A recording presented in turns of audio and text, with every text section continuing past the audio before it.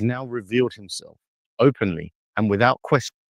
An African president has now revealed himself openly and without question as a French puppet for the entire world to see. And while much of Africa's focus is on the new military coup unfolding in Guinea-Bissau, a separate Western-backed coup has quietly reached completion in the background. It's happened right now, even while this new crisis in Guinea-Bissau plays out. In this video, we will expose exactly who this puppet is, how.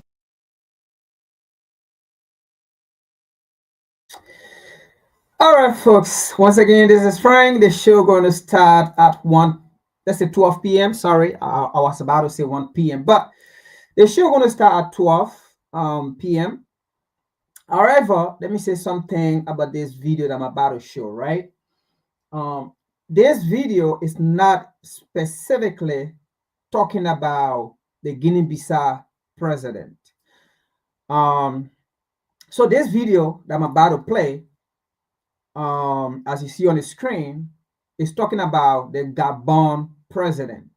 But he's also making reference to the Guinea-Bissau president because he himself, he does not know or the magnitude or the understanding of the coup that happened in Guinea-Bissau. But I'm the one going to explain to you about the coup that happened in Guinea-Bissau.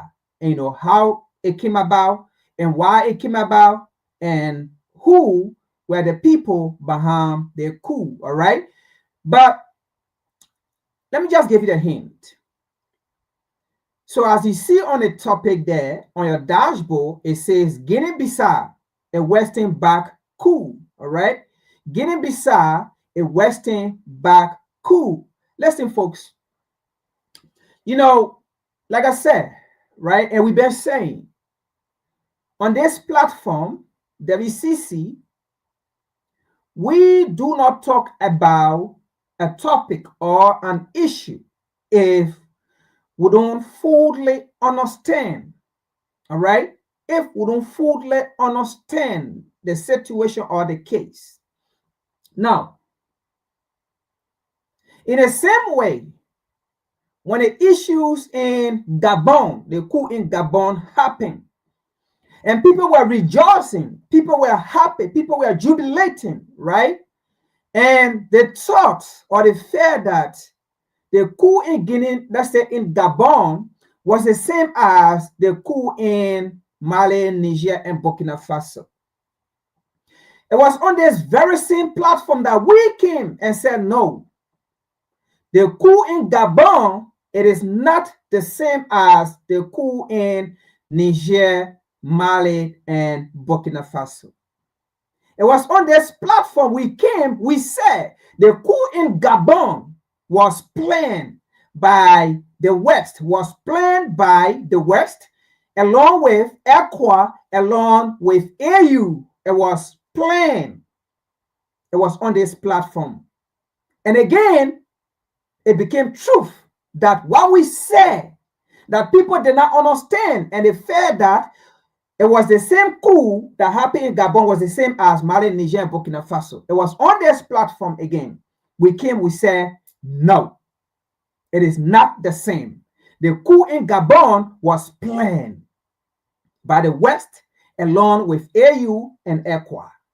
Now, once again, another one have happened in Guinea-Bissau. So we are here again to tell you what happened in Guinea-Bissau and who was the people behind it, who were the people behind it, and how did it come about, and the reason it came about. We are here to tell you whether it's a coup like Mali, Niger, and Burkina Faso. That's what we are here to tell you today. Whether it's a coup like the Gabon, that's why we are here today. But I'm playing this Gabon video so that you can have a picture or a clear understanding of where we are going today. This is WCC. Once again, pay attention, listen. I mean, as you come on, what are you waiting for? Share, like, hit the notification button so that anytime we go on live, you're going to get the signal. All right, this is a platform that never, ever, give you an information of opinion. All right, so we try our best and put the information together to bring it to you. Once again, this is WCC. I am your host, Frank Malba. Watch.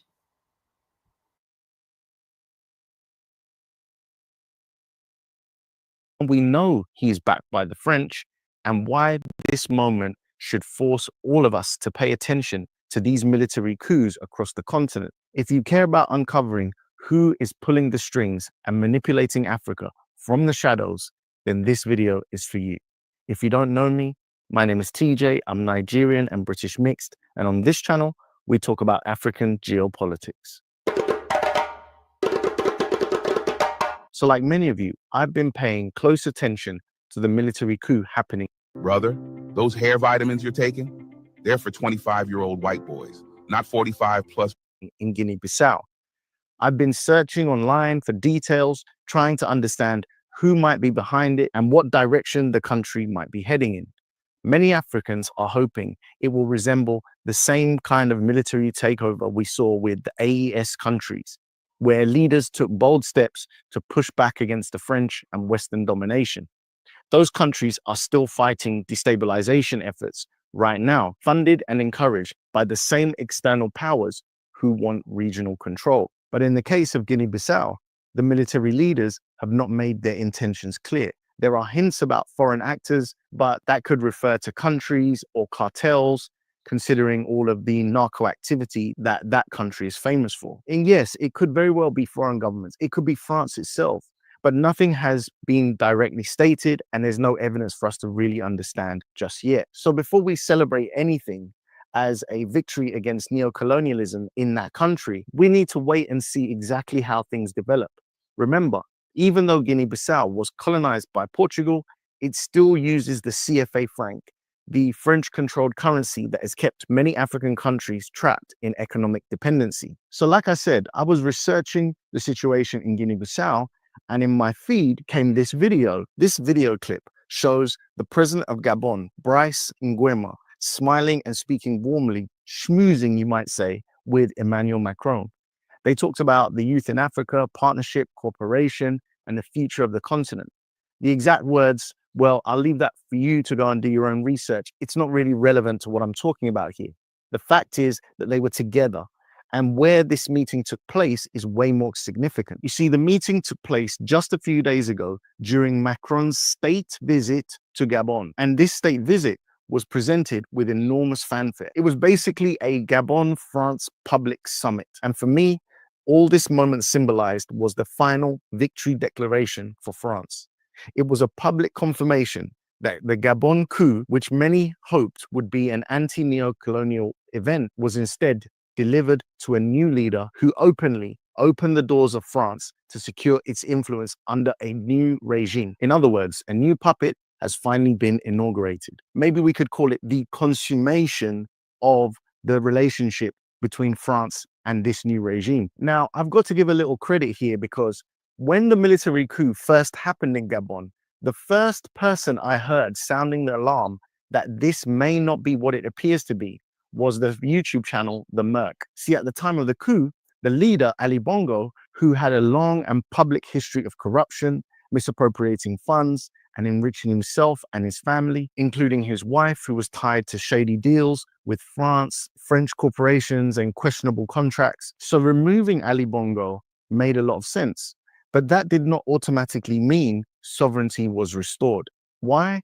Because it turns out, as pointed out by the Merc, that Brice Nguema is not an outsider. He's actually Ali Bongo's cousin. He grew up in the same system. He served under the same power structures. Many of you have dropped comments asking how you can support this channel, even offering to donate or help financially. Until recently, I had no way to make this possible. But now through my Substack, it's never been easier for you to lend me some support. There's a free tier where you'll get 1 email per week, and for just $5 a month, about do you get demonetized, and there's message. So with email backing us up, we can communicate directly. Thank you in advance. He held an election to legitimize himself. He won the people over. You may remember his viral dancing video during his election campaign. Once elected, his inauguration was full of powerful African cultural imagery and traditional pomp and ceremony, reinforcing the idea that he was Africa first. But then came the warning signs. The 90+% election victory Here's what nobody's telling you about the new bearskin hoodie. This fleece is thick. It's made from 340 GSM of bear. Was simply not.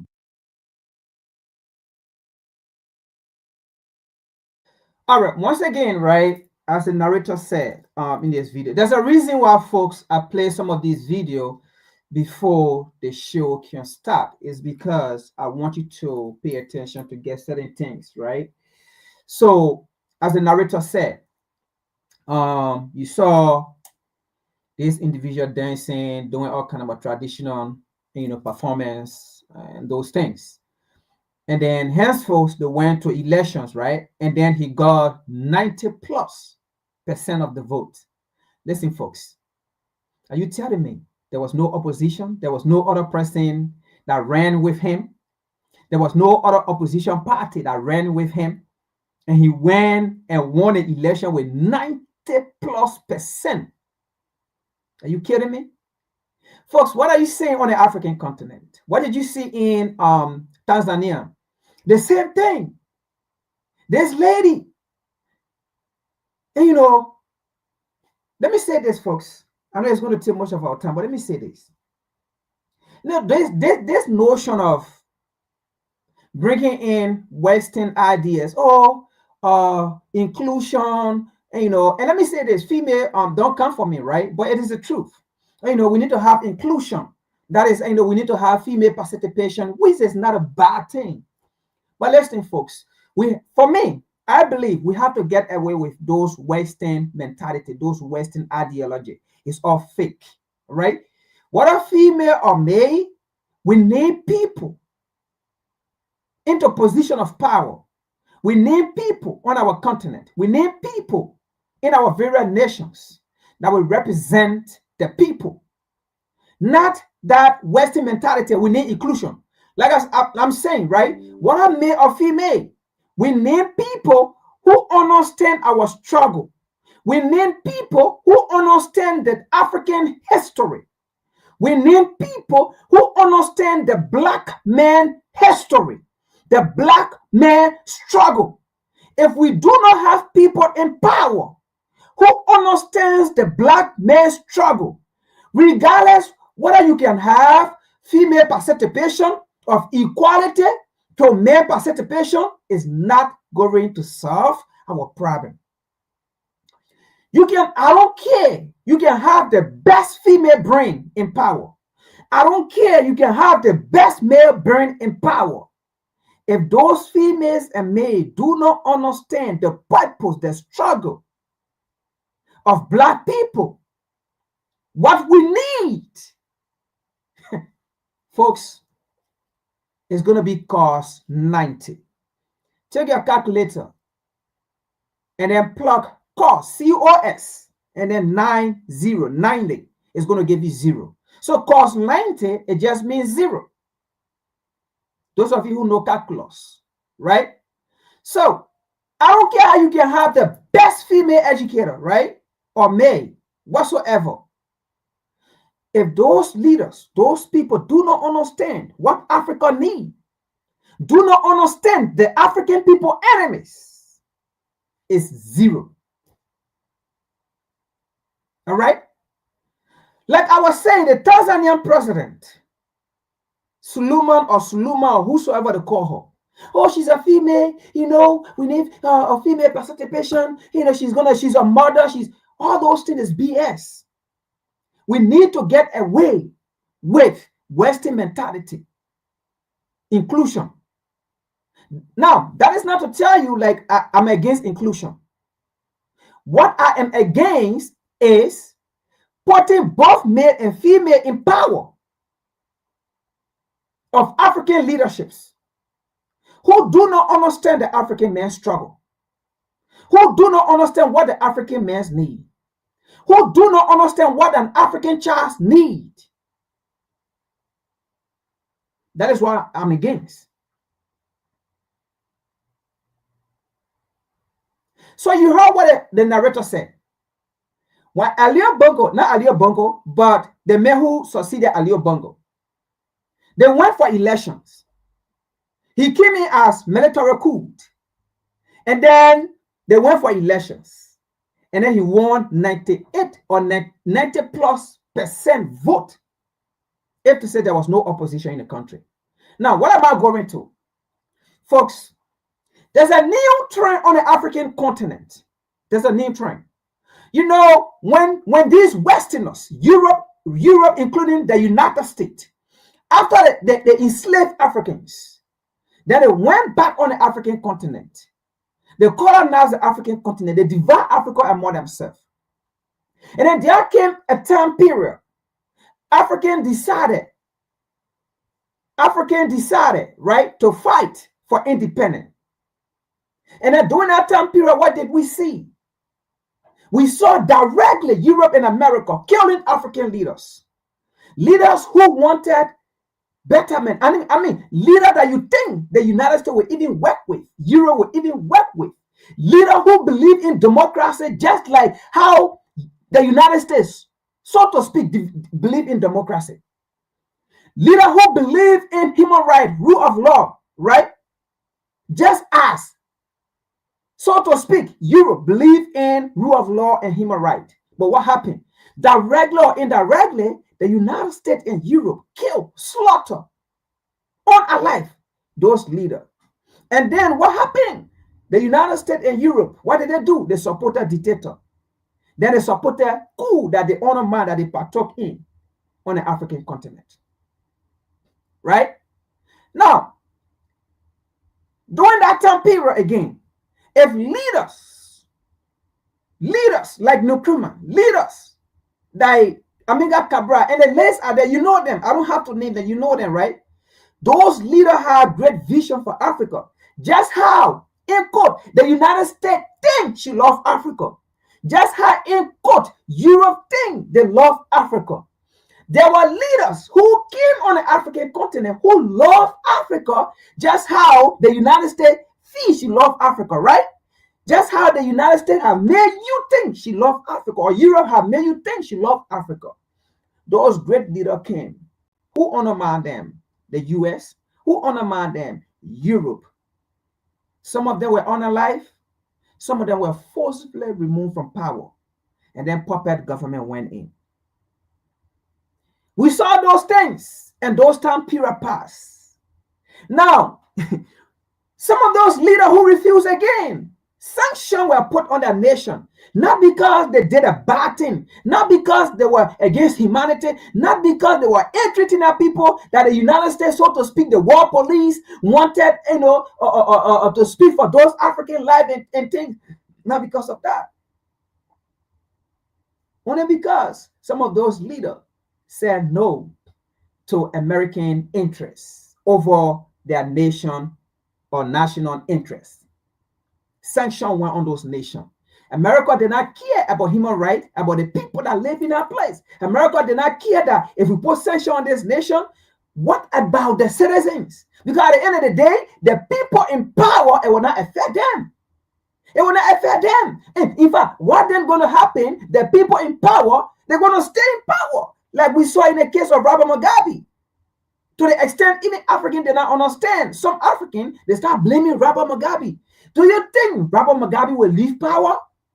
They already put sanction on him. Europe does not already like him. The US does not already like him. The NATO nation does not already like him. If Robert Mugabe leave from power, well, I mean, let's say if Robert Mugabe, and somebody like Robert Mugabe leave from power now, what will be the protection of Robert Mugabe or someone who may behave like Robert Mugabe? What will be the protection of them? Absolutely, there will be no protection because you know what? The United States does not like him. Europe does not like him or her. So if he or she leaves power, where will he go? He will never come to the US. He will never go to Europe because that enemy ship have already been there. He will not come there. So it forced people to stay in power. That's why Robert Mugabe said, okay, that's how y'all want to play the game. I am fighting for my country. I am fighting to give back land to my people. And then this is how you want to play the game. So let's play it. So it forces people to stay in power. And then he put sanction. So that's how Robert Mugabe stayed in power. What did you expect for Robert Mugabe to do? Because if he was going to leave power and then an American puppet or Euro puppet come in, What will be the protection for Robert Mugabe? There will be no protection. And then at the end of the day, still, how to call it,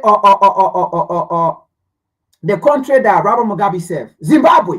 Zimbabwe was not still going to go anywhere. Because at the end of the day, foreign interest was going to be served. At the end of the day, regardless of what, the resources was going to be proliferated out of the country to Europe and America. And poverty was still going to be there. So Robert Mugabe looked at it and said, BS, I will just stay. If my people understand, no problem. If they don't understand, no problem. If they make it seem that I hate my people, no problem. If my people think that I'm a dictator, no problem. But the truth is, Robert Mugabe was fighting for himself. So he had to stay there. And that's what happened. And now after Robert Mugabe died, they said sanction was all Robert Mugabe. The US put sanction on Robert Mugabe. Europe put sanction on Robert Mugabe or Zimbabwe because of Robert Mugabe. But Robert Mugabe, he died, dead a long time ago. Years past now. What have the US or Europe still have the sanction on Zimbabwe? That was not because of Robert Mugabe. Are you getting it? So now, all of those things we see. So the new pattern of neo-colonialism. Look, folks, even though Nkrumah said neo-colonialism is the last stage, but folks, we Africans were not just set. And they say, oh, Nkrumah said neo-colonialism is the last stage. If we sit, it's not going to happen. If they say the black man in the US sat, right, and just watch and say, you know what, freedom is going to come, I can tell you, there would have still be slavery today. Slavery would have still be going on today if they was never going to fight. If the black man in the US was never going to fight, there was never going to be like Amendment 15. It was never going to happen. Because even as we speak, slavery did not end. Slavery did not end in the US, which is in their constitution.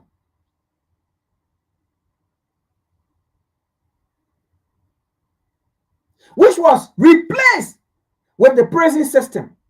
So when you read it, it will tell you that it did not end. But that will be discussion for another time. That is not a discussion today, right? But I'm just telling you how gradually these things have been playing. These guys are sophisticated, right? So what you see on the African continent is the new pattern of neo-colonialism. What's going to happen now is, folks, these people understand. Look, these people understand that the mistake to them. I'm not saying that what happened in Niger, Mali, and Burkina Faso was a mistake. But to them, it was a mistake. They did not see it coming. So the new pattern of what is about or what is going on the African continent now, right, was what you saw in Gabon. Now, America, Europe, or France, they all understand that most of these African leaders, the people do not like them. The people do not like them because most of those African leaders are not serving the interests of the people, which the US know, which Europe know. Europe and the US, they already know that most of those African leaders only there to protect the interests of Europe and America, and their people despise them. And their people want them out. They know that, right? So they see it. So what they do, what they are doing now is, if it come to a point, right, like how we saw Guinea, they call it Gabon, this guy was in power to the extent he was paralyzed. In fact, not paralyzed, he has stroke. Imagine, this man left in power until he got stroke. He was old now, right? Nothing to do. So they planned a coup where his own bodyguard, family member, put in power to protect the legacy, to protect their income, to protect the US interest, to protect European interests. Because they knew if opposition was going to win that election in Gabon, because the time period we are talking about, it was election time. So AU sat down there along with ECOWAS, the US and Europe, and planned a fake coup We came out here after we did our research, tried to put things together. We came out here while people were jubilating, thinking that it was the same as Niger, Mali, and Burkina Faso. We came and said, no, it's fake. These people are behind it. It's not a real coup. Now, after all, what did we see? AU being a puppet, right? AU being a puppet, then AU suspended Gabon so that we can think that, it was a coup. Because the reason to that too was to make Mali, Niger, and Burkina Faso to turn back from military rule to civilian rule, so-called civilian rule, so-called civilian rule, so-called democracy, so-called constitutional rule. And that's the same thing they have done with Guinea-Bissau. What you saw in Gabon is the same thing they have done in Guinea-Bissau. And we're going to explain that to you today here. Because we have put the pieces together and we have come to the conclusion, the understanding. And I can tell you, nothing more, nothing less what we are going to tell you. Let's see where we came. We explained to you about Gabon. And it came to reality. Guinea-Bissau is the same thing. It's the same thing. The same thing that happened in Guinea-Bissau. And then later, the military leader came and said, oh, you know what, we got to have election because everything was already planned. Because at the end of the day, right, folks, listen to this. Those election commission, look, let me say this, folks. There's no democracy in Africa. We've been saying this, and we are still saying it. There is no democracy in Africa. None. There is no democracy in Africa. There have never been a democracy in Africa. And there will never be a democracy in Africa. And I said it before, and I'm saying it again. I don't believe in that thing called democracy.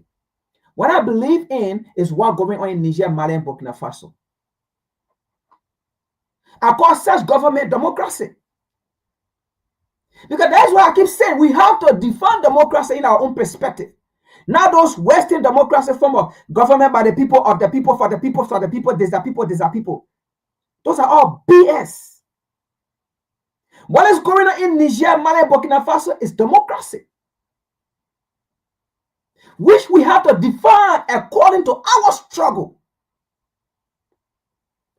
We Africans cannot define democracy based on American struggle, based on European struggle. We cannot. Their story is different from African story. Their struggle is different from African struggle. What they fight for as freedom is different from African freedom. Because what they see as freedom, what we see as freedom, they do not see it as freedom. What we see as freedom, they see it as issue to their survival.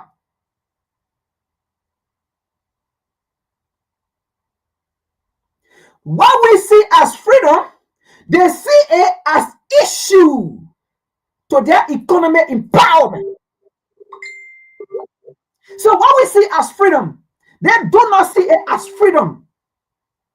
So that is why their story are different from our story. So we cannot take the equation they use for their survival. We cannot use that same equation for our survival. That is why we keep getting it wrong. Because the formula in which they use, we cannot use it because their stories are different. Their struggle is different from our struggle. Their needs and wants are different from our needs and wants.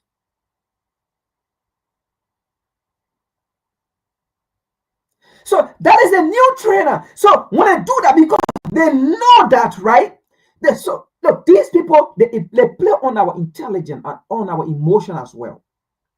They know that, okay, Africans have come to understand military coup is the answer. Because they know that, we know that most of these African leaders are Western puppets. We don't like them. We despise them. We want them out. They know it. So they know that, right? The language of the young African now is Coup. So what they do here is they go and stage a coup. They go and stage a coup. And they remove the person to whom we think we don't like. And then they use that military means to come. And then afterward, they say, oh, then now Europe and America and AU will sit down now, right? For what AU will do with AU will then go and suspend that military leader. And then we think, oh yeah, AU is doing the right thing. And then you will see UN will then make a statement about that military leader. You know what? You need to turn the country back to civilian rule.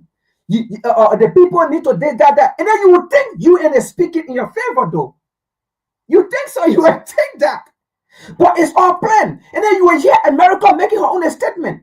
Oh, we believe in democracy. You need to turn the country over to constitutional rule. You need to turn the country over to a constitutional rule. First of all, why did it happen in the first place? And then you will see them making that statement. And then now you will think, oh, yeah, it's true. Then before you make up your mind, they go set up election. It's all game. That is the new form of neo-colonialism coming on the African continent, because they already know the youth of Africa now just want military rule and to get out these people. They already know. They have listened to our words, our languages, our behavior, our attitude. Look, the US already know how African youth think about her. Europe already know how African youth think about her. Her involvement, directly or indirectly, systematically on the African continent. They know these things. They see our action, our attitude, and they know that the US know. Washington DC know the youth of Africa is angry with her. But she does not care though. She's going to play her game on our intelligence, on our emotion of what we think we believe in. It's militarism. Of military coup, they come and remove these people, and then military rule continue. But when these people come in, it was planned. It is planned. Then they will make statement, put it back to democracy rule, put it back to constitutional rule, put it back to civilian rule.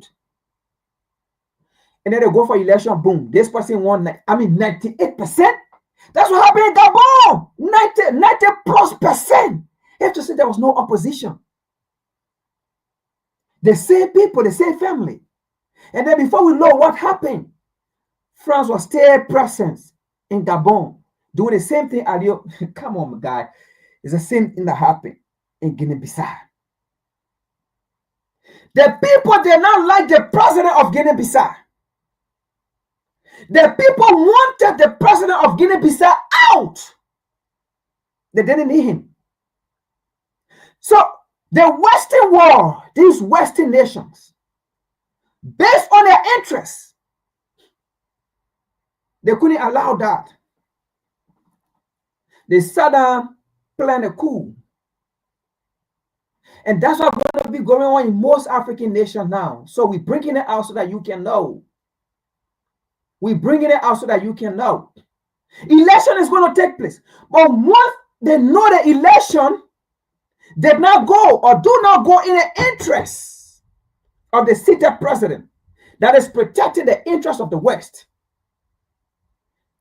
and then coup going to take place. And you see, that is why I'm against African military going overseas for trainings. So what you saw happen in Guinea-Bissau, it is because these Guinea-Bissau military, where most of them were trained outside of the nation. Basically, you are the soldier of those nations.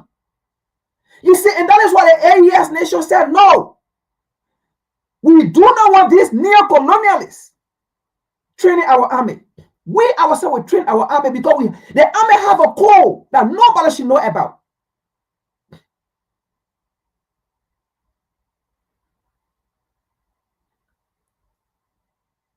And you get to me. So that is what happened in Guinea-Bissau. It was not a coup for the interest of the people. It was staged. Because the people were fed up with the president there. And the new government that was coming in, the opposition, never had contract with Europe and America or the West. No contract. And they were not in position to go and make new deal or new contract because they did not know whether it will even work or not. So they never wanted to go through that. So say Guinea, Equatorial Guinea, that's not Equatorial Guinea, but Gabon, say the Gabon situation worked perfectly. The Gabon situation worked perfectly. They decided that, okay, that's the new model we're going to take now. So instead of us going and killing them like the way they killed Gaddafi and many African leaders, what they're going to do, the same way they did it with Gabon, and the Gabonese president Aliou Bagon left, that's the same thing they're going to do with Guinea-Bissau. And that's what they did. And that's what they're going to do with other African nations, their election coming out. And I think we spoke about this, the Nigeria election. 2027 is a Nigeria election. And we talk about this, about Donald Trump going to free to fight for the Christian, this, that, and things. And we talk about it. It is not about what they say. No. And we talk about it here. And then we dive into the election as well, the Nigerian election 2027. And we told you why these things are happening, why they want to go there. And let me say that, folks, similar thing like they're going to happen in Liberia 2029, because 2029 is going to be Liberia election. Similar thing like this going to happen. But I will tell you, it will happen. If it will happen, it will not be as the same as Gabon. It will not go as the same as Guinea-Bissau. Because the circumstances are different. Guinea-Bissau did not go through war, past war. Gabon did not go through past war. So Gabon did not experience what Liberia experienced through 14, 15 years. Guinea-Bissau did not experience that too. So the Liberian experience is different. If there's an election and they go to the election box to vote, what will happen if the current government in power loses the elections? He should leave. He shouldn't dare try to do anything, or even the US or ECOWAS or Europe shouldn't dare try to play it out for the military to come in. It's going to be bloody. I can tell you. Because at the end of the day, they are militant. That's why I said the Gabon situation was different. The Guinea-Bissau situation was different. Those people do not have ex-militant or militant or whatsoever. Liberia situation is different. It's different. Those people did not fight war. Liberia fight 14 years or 15 years war. Militants are there. It's different. There are people who are experienced when it comes to combat. There are people who are experienced already know how to use weapons. They are trained. They are there. So Liberia situation is different from Guinea-Bissau and Gabon. So if they try and go that route, it's going to be bloody. It's not going to end as the Gabonese or the Guinean, which is Guinea-Bissau. It's going to be different from that case. The Liberia situation will go back. Because, all right, we're not talking about Liberia today, but I'm just giving a hint. So that when the time comes, you will have a reminder that, oh yes, it was said. But we're not going there today. We will go there coming close to the elections. But I'm reminding you. So that's a new trend happening on the African continent now. Stage a coup, make it look like a coup, and then these Westerners will come and say, oh, democracy, or rule of law, or constitutional rule, or sovereign government. Meanwhile, a stage. And then they go for elections, and then they manipulate.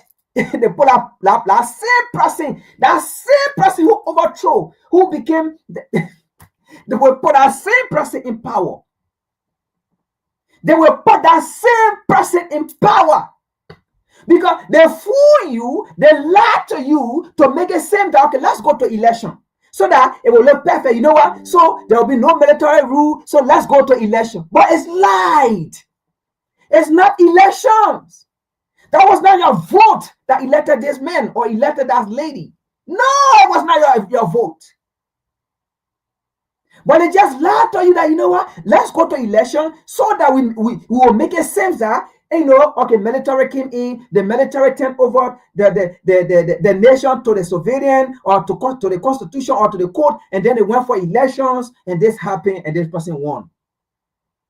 That's a new trend coming in now. And that's what happened in Guinea-Bissau. That's what happened in Gabon. Let's continue. We might take this video out. Believable. The invitation to the White House raised questions when he returned wearing a MAGA hat, like some kind of victory parade. But despite all of that, we still couldn't confirm it until we saw further actions. And unfortunately, this meeting with President Macron in Gabon could have not confirmed it any more clearer. You see, Gabon and France have been treating Gabon like a strategic asset, just like they do throughout the rest of Afrika. During his visit, the two leaders discussed security cooperation, joint training, equipment programs, a 2-year defense agreement. France also announced a major contract through the French Development Agency to modernize Trans-Gabon Railway. Publicly, this is described as improving transportation and boosting economic activity. But the reality is that these railway projects have always served one purpose: to move raw materials from the interior of the country to the ports where they can be exported efficiently. These projects are extraction corridors, not development corridors, and nothing changes for the people of Gabon. And like I talk about all the time, controlling of the money is key. Nothing actually changes for the people of Gabon while the CFA franc is still the currency being used there, which incidentally, like I mentioned, is the same currency being used in Guinea-Bissau. Macron and Nguema also spoke about urban development, environmental protection, education, infrastructure, and modernization. All of it sounds good on paper, but let's be real. These are the same promises France has made for decades in Western and Central Africa, all over the continent, while maintaining its tight control over resources and currency. And all the while, the people do not progress, the countries do not progress, and the people still suffer. This is exactly why these military coups across Africa must be studied and understood carefully. They must be analyzed, because some are genuine struggles for sovereignty. Others are simply rearrangements of the same old system, just with new faces. Leaders like Traoré, Tiani, and Gota are still demonized years after taking power. They are criticized for not being democratic. They are criticized for removing Western influence. They are attacked in global media and targeted, like what we saw in the viral moment with Michael Langley as he was addressing the concerns that America could have in that region. Meanwhile, we never see that kind of criticism directed at the Gabon leadership, the coups that favor the West, because he has returned to the fold. He has accepted the rules of the global system that favors Western interests. Some leaders are punished when they resist neocolonialism, while others are celebrated because they submit to it. And it doesn't matter whether they came to power through a military coup or not. So never let that be the reason why a president in Africa is dismissed. We need to look at the relationships and the incentives of that leadership structure. This moment in Gabon reminds us that Africa's struggle is far from over. Even multiple decades after the end of direct colonial rule, the continent is still fighting the same battle. Whether it's in Sudan, Central Africa, East Africa, West Africa, or South Africa, the same extractive systems continue to operate through one system or another. And most of the time, it leads back to the West and America. Our responsibility is to name these patterns for what they are, expose the leaders who choose to serve foreign interests instead of the people of Africa. The only way the continent will ever be truly free is by understanding how these external powers adapt, how they reposition themselves, and how they use diplomacy, currency, partnerships, and all as tools of control. And that is why this moment in Gabon matters so much. It is a warning, it is a lesson, and it is a reminder Africa's liberation will require vigilance, clarity, and we can't just jump to the conclusion that because it might look like something we want, that it is something we want. I would love to know what you guys think about this. Have you been following this story? Please give me your thoughts.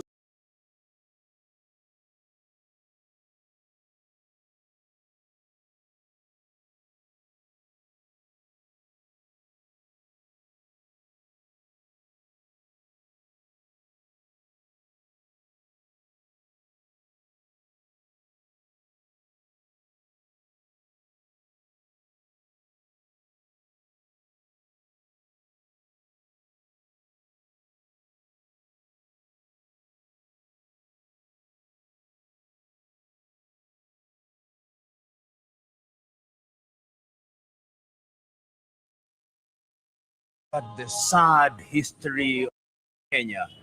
And today we'll look at the sad history of assassination of African leaders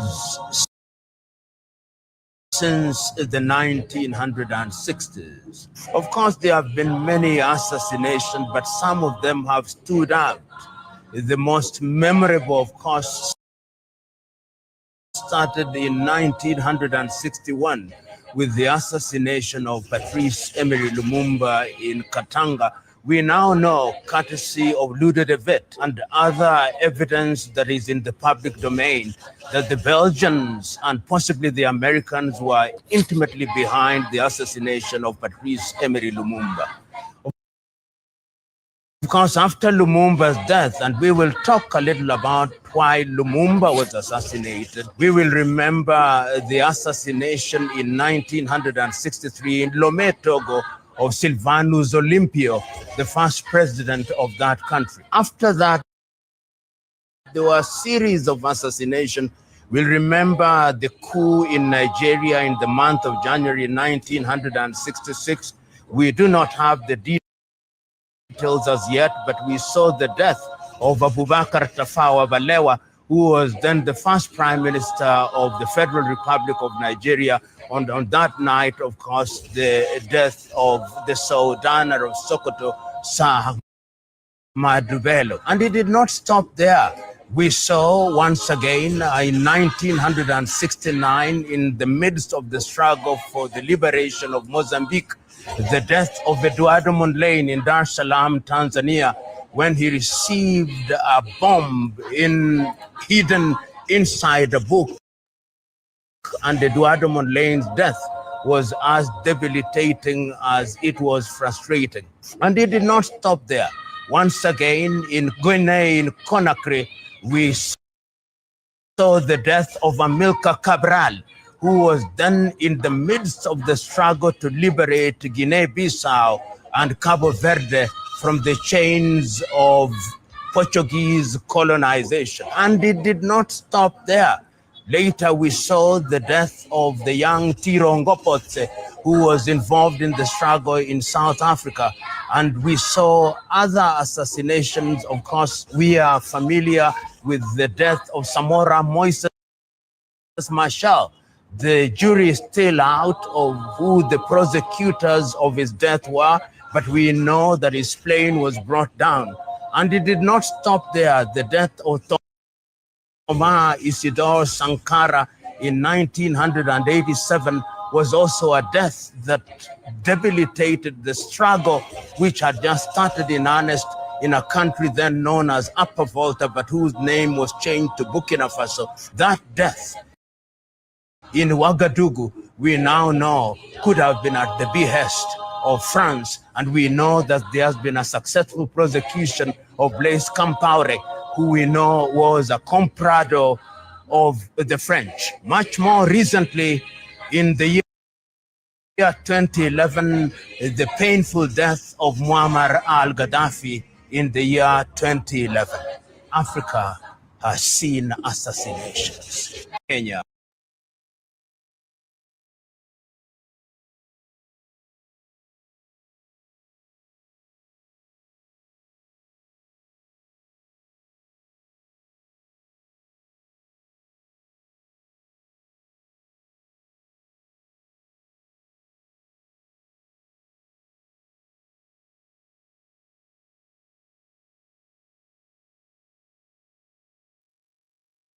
when you are looking at Burkina Faso, it's no longer a Sahelian project. It is now an African project because Africans have had enough. Africans are tired. You cannot keep taking our natural resources and tell us that the highest royalty paid to any nation in Africa on the natural resources is 5%. 5% royalty. How did I know? The former president of Gambia, Yahya Jammeh, was kicked out of office by the West because he said, I am not taking 5% royalty on the natural resources that are in the land of my fathers. They say, why? He said, how can you give me 5% royalty? Are we not supposed to have an agreement on how this is done? Are you not supposed to come into partnership and tell me what you bring to the table? I'll tell you, okay, I own this, you take this, I take that. No, you don't have that right if you are in Africa. They told him, Mr. President, you should be happy because the 5% we're offering you, there are only 3 countries in Africa that have up to 5%. The rest are lower. So Garland, we have less, which is why the wife of the president of Sierra Leone, sitting president, was complaining. She just complained recently. The video went viral, and she was saying to everyone that, listen, we are given 0.0001% royalty on the gold. You know, Sierra Leone is a gold coast. It's a gold coast. But if you visit Sierra Leone today, it's like a pardon my language. Sierra Leone is a shadow. It's not even, you can't even find where to put your feet. So backward, so messed up, so devastated economically. But when you are looking at Burkina Faso, it's no longer a Sahelian project. It is now an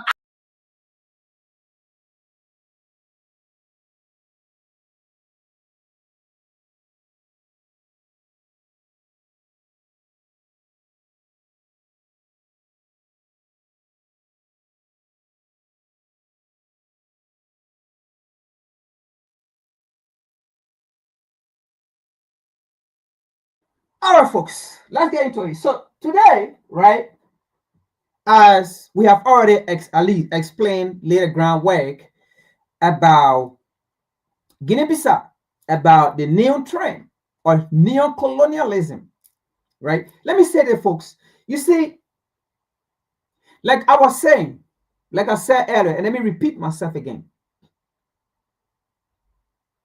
In Africa, we love to equip the formula of the Western world, right, to solve the African problem. Once you do that, or once we do that, it means we do not understand the African problem. We do not understand what we want to fix or what we really need. Now, I said something earlier on. I said, in Africa, it is not about inclusion. Let me repeat this. I mean, it's something very hard to digest or very hard to understand. It is. It is. And it is hard to understand based on where we went to school, based on what we read, based on your curriculum, and based on what you read outside of your curriculum. Because for some of us, what we know, we did not know it with the curriculum of the neo-colonialist, or let's say of the colonialist. No. What we know, and from the perspective from which we speak, from which we are coming from, we did not learn that based on Western curriculum. We learned it outside of Western curriculum. We learned it outside of the American educational system. Absolutely. This book, How Europe Underdeveloped Africa, we learned it on our own. We did not learn it with the American curriculum or within the American school system or the British school system. No.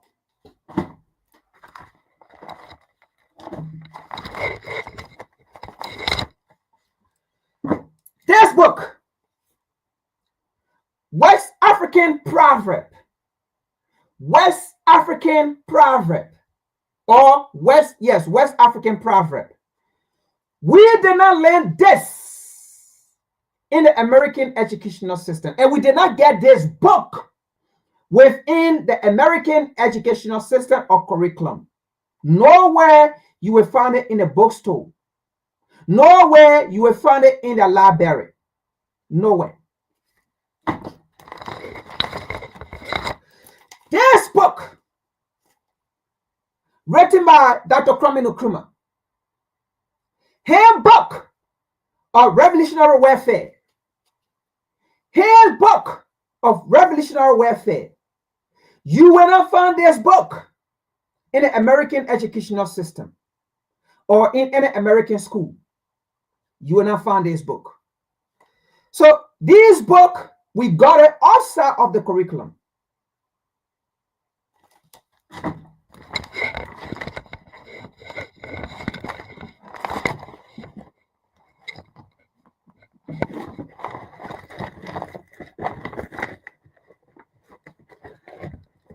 All right, we have many of them here. I can't get to all of them, but I'm just telling you.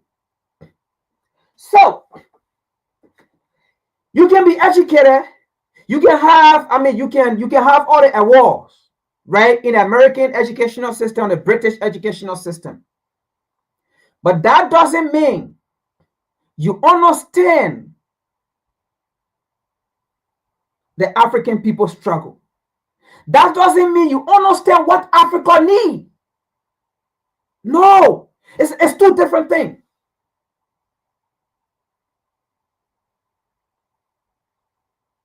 So,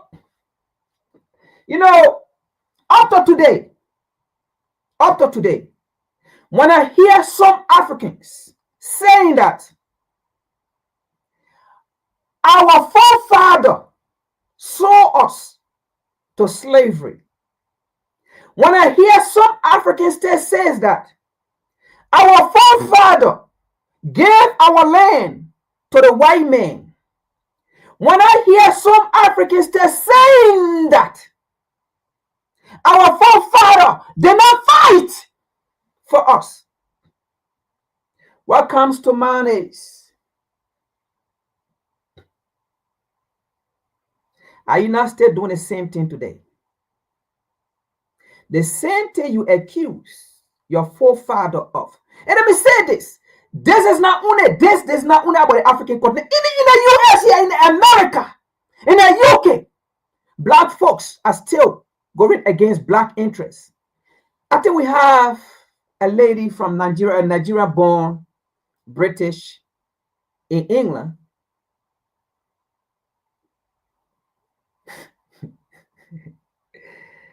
Oh my God.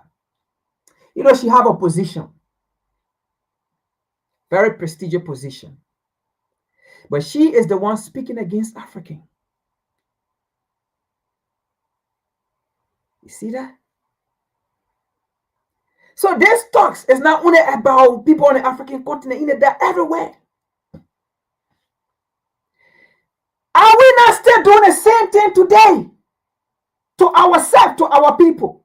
Because the reality here is, when you die, you become part of the ancestor. So the people that will live when you are gone, they will also say, our forefather did not fight for us. Our forefather saw us. Our forefather continued to get our mineral resources, our mining, and go to the white man. Our forefather. They will complain that our forefather did this to us because they continue to serve the interests of the same people that colonized us, the same people that enslaved us, the same people systematically that killed our great leader. How can our forefathers saw these things and they continue to serve the interests of the white man? Oh yes, you will be part of the ancestor too, and they will be blaming you.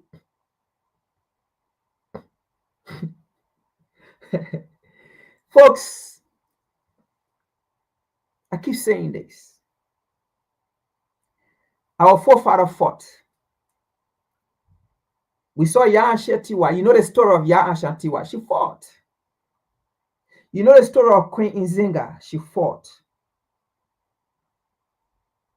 Nkrumah fought. Sankara fought. Amilcar Cabral fought. Lumumba fought. Dr. King fought. Malcolm X fought.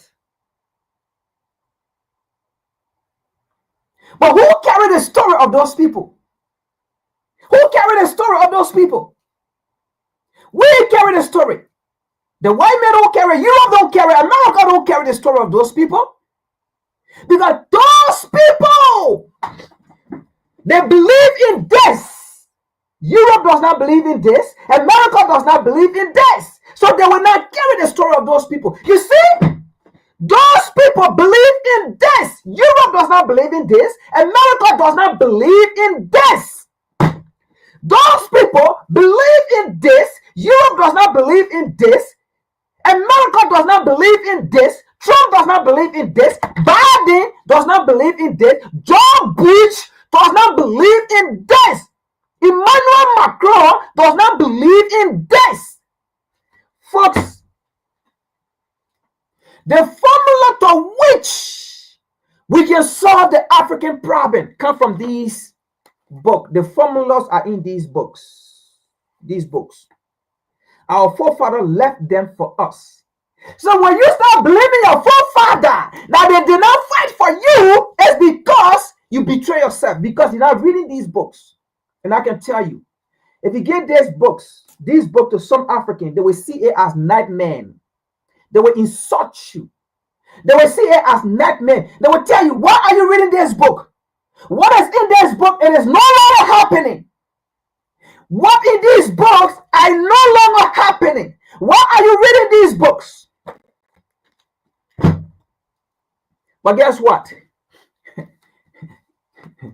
Obama knows what is in this book. It is a solution. Biden knows what is in this book for African. It is the solution. George Bush knows what is in this book. It is the solution. Even the Queen of England, the so-called Queen of England, the so-called Prince of England, they know what is in this book. It is the solution for African problem. They know the equation for African problem are in these books.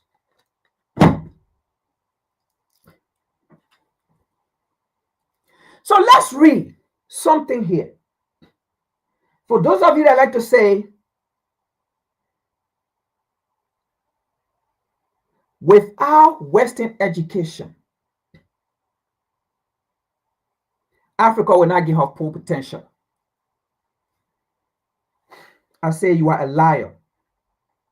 Right there, you deceive yourself. African, because it is because of Western education, Africa it is the way it is. We have our education, form of education. Africa was at the top. Europe went to Africa to learn. The so-called Alexander the Great was in Africa. There where he got his knowledge. People only go to where opportunity are. Because there was opportunity in Africa, Socrates went there. They say Socrates you can quote. He went there and learned. Alexander the Great went there. All these Greek philosophers, they went there and learned.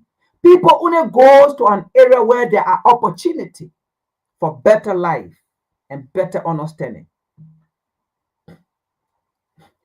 It is the Western education that destroys Africa. It pollutes our mind. But let's get back to the Gabon situation. Because my point I was making, it is not about in Africa, our problem should be inclusiveness. And, if women get the same job, men get the same job. That's not it. Then why is the Kenyan president, Sululu, making mistakes? Just like her African male counterparts. Why is she not different from her African male counterparts? Why is she not different? Why is she not behaving like a mother? Why is she not behaving like Queen Nzinga or Ya Ashantiwa? Why is she not behaving like those people? But instead she is behaving otherwise. The African issue is not about inclusiveness, because men here, women should be here, men here, women should be here. No. It is about understanding what Africa wants, understanding the African struggle, the African child issues. Who caused it? And that is why the Sahel nation understood. That is why they are different. Let's continue with Gabon issues. We are about to expose them today. This is WCC. And after here, whether you like it or not, that's it. We told you about Gabon, and that's it. And it came to be. In the same way, we are about to explain to you about Guinea-Bissau. We already told you the same thing about Gabon. That's what happened to Guinea-Bissau. We will not come here if we don't understand. We will not come here to give you anything of opinion. It is something that we have sat and analyzed it critically, put pieces together, and then see how it is being played. No straight. This is not of African. This is of the West and of the neo-colonialist. Let's read an article here. I have one article for you today.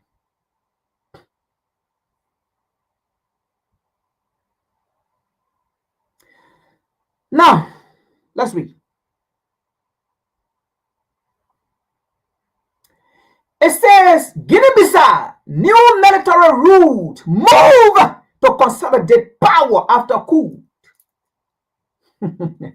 It sounds great, right? You think it's Mali, Niger, Burkina Faso, right? Oh, boy. I love Africa, man. Let's continue here. General Hatta Inter, that's his name, appoint new prime minister in growing condemnation of military coup in West African nation. Let's continue. Oh man, I love Africa, man. It's not funny, folks. Let's read. Sometimes we just laugh to show seriousness. Let's continue. Guinea-Bissau new military route has moved to consolidate power days after a coup deposed President Umaru Sissoco in Babola. In a decree on Friday, General Hatta Inter announced the appointment of Finance Minister. Listen to this. Oh my God. The appointment of Finance Minister Elijah Verara as the West African country new prime minister. Listen to this. In a decree on Friday, General Hatta Inter announced the appointment of Finance Minister. Finance Minister, folks, listen to this. That alone tell you it is the same government who have come to power. That alone tell, look, folks, we read this, we sat down, we analyzed it, we played video, right? And listened critically with our ears open, wide our minds. And then come to realize this was not a coup. Imagine the finance minister is appointed as the new prime minister. The finance minister is appointed as the new prime minister. Let's continue, folks. It's deeper than this. Look, AU is a disgrace. And the reason why I say AU is a disgrace, we will get to that, folks. Listen to this.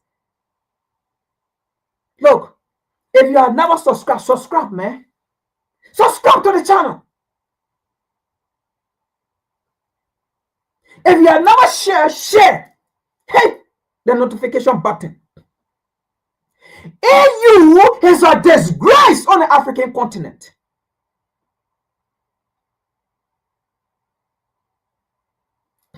Let's continue. We will come to that about AU.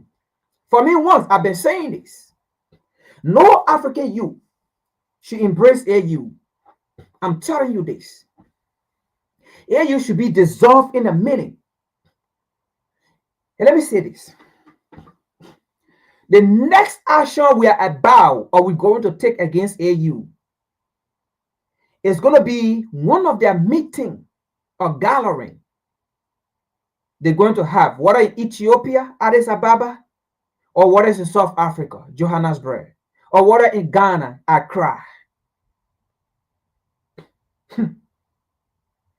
We will march on them. We will march on them. And that day there will be no meeting. We will be the one to hold meeting. We will host them that day. We will be the one to host them. Because it is a useless organization.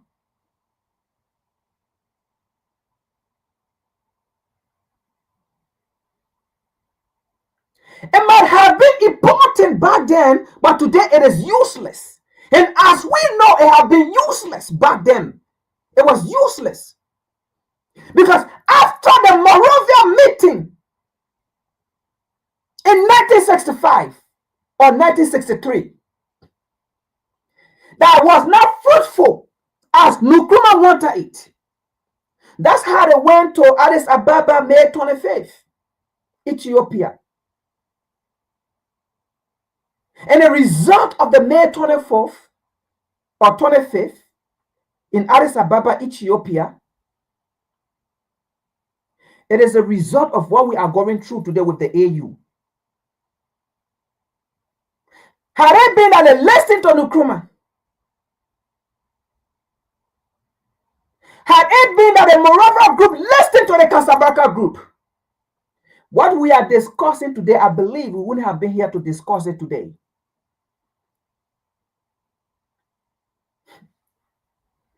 Folks, AU need to be dissolved. And then this new generation come out with different AU. Let's continue to this. Let's continue.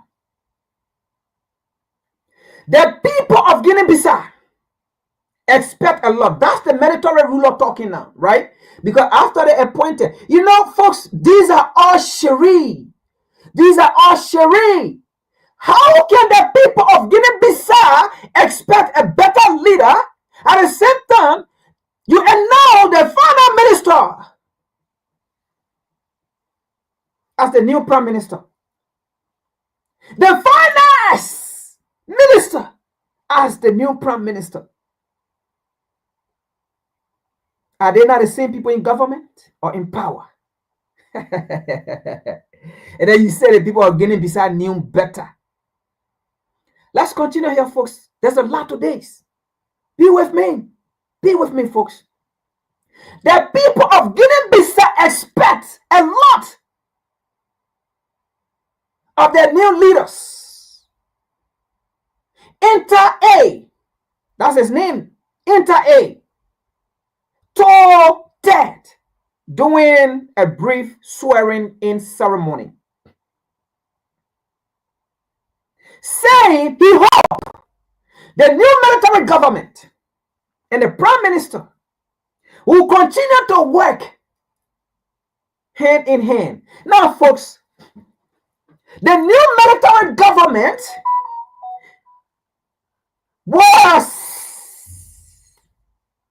or is, let's say was, because the old president is not in it now.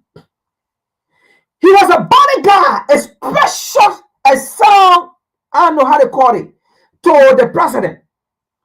So listen to this. The final minister is the new prime minister. And then the military leader who is in charge of the country was a right hand or immediate man to the government. Was this a coup? There's a more to this. Be with me, folks. We analyze these things. People are running away. We already analyze it and know where it's coming from. Be with me, share, like, and subscribe. Let's go do it right now. This is WCC. We understand and we break it down for you. Let's continue. The final minister that worked in the government, right? He is the new prime minister. The right-hand man to the former president that they removed, he is the military leader. You call that a coup d'etat. Let's continue this, folks. Be with me. There's a lot to this. Be with me. Useless ECWA. And by the way, ECWA was on the scene. I mean, AU was on the scene. Oh, folks. Oh, my God. You want to call this a coup? Why AU was not on the scene, Niger, Mali, and Burkina Faso? Why they were not there? Oh, my God. Africa, I love you. Let's continue. Both Inter-Aid, who was sworn in as Guinea-Bissau transitional president on Thursday, and third, listen to this. I close to Mbembola, the former president who was removed. Listen to this. Oh my God. Both Inter-Aid, who was sworn in as Guinea-Bissau transitional president,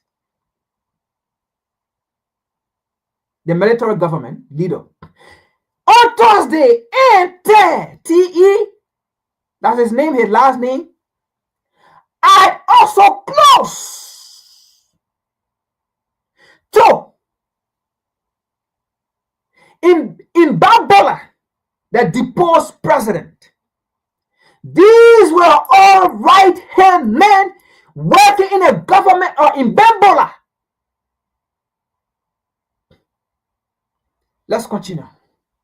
There's a more to this. Be with me, folks. Be with me. Don't worry. Don't worry. Don't forget. I mean, when I get your popcorn and come, don't think about the time that we're going to spend here. Be with me. I'm the one talking, right? Just listen. Sit down. Relax.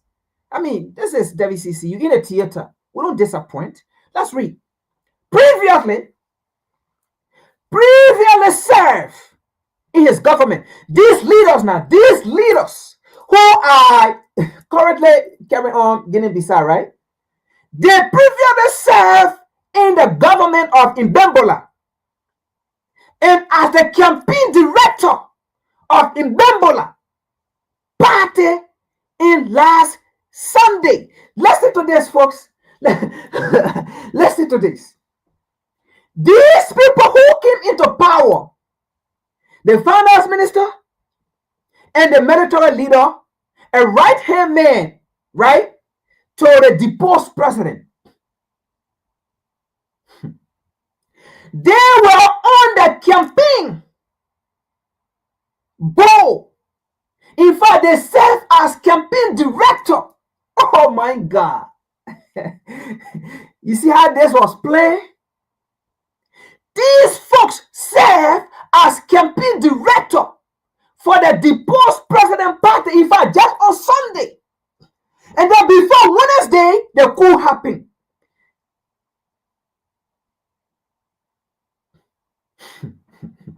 Let's continue to read. These people were campaign director for Mbembola party in last Sunday's presidential election.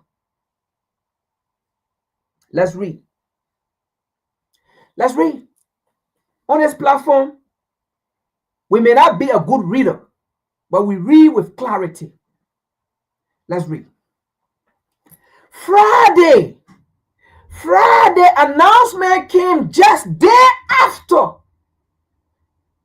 military officers said they have taken total control of the country during a televised address on the eve of the expected release of provisional election result. Listen to this, folks. Maybe there is something you need to understand, or I might have to detail it. Yes, there is something deep in here, what I just read. Let me read it again. Then maybe I will try to detail it. English is not my language. I learned it to apply it. I learned it to communicate. It is not my language. So let me know if I try to detail it. Maybe I read it, I did not understand it, or my explanation may not be what I read, right? But let me know in the comment section. But I'm going to read it again. But look, it's deep. This was not a coup. It was plain. This was an election rig. They rigged the election. Folks, this is the new trend that is going on across the African continent. This is the new form because these people understand what African people are yearning for. So they know that, hey, once it's a military government, we say, yes, we need it. But folks, you have to understand before you rejoice. Let me read this again. Friday announcement came just day after military officer. Listen, day after they took over the government, right? The next day they came out. The military government, they then said they have taken total control of the country. A televised address on the eve of the expected release of provisional election result. Listen to this. Now, after the election, right? Election have taken place, the people have voted, and then the people are just waiting for the election result. Oh my God. Listen to this. It's not like election never happened, or it's not like the people did not go to the pool. Oh man. I said 2029, similar thing that they're going to happen in Liberia, but it will be different if it happened. It's not going to be silent. I'm telling you this. It's not going to be silent if this happens in Liberia, which is going to happen. Guinea-Bissau never had a meditan. Gabon, no meditan. Most of the people that don't know about guns. Unlike Liberia, the people know how to use gun. They fought war, and those people are there. People know how to use gun. And in Liberia, after the war, there was no healing. No healing. The people are still traumatized. No healing. No justice. Yeah. Look, I know what I'm talking because, when it comes to Liberia, I've been telling people, I'll be in deep sleep if you just wake me up. I understand the Liberian history. I have read and read, and I'm still reading. I don't think there's anyone in Liberia that can debate me when it comes to the history of Liberia. There are people, right? But I don't think you can debate the women. And I'm not boasting, for real. Don't think, oh, he's boasting, he's this. No. Because there is a lot. That country has suffered since 1822. That country has suffered.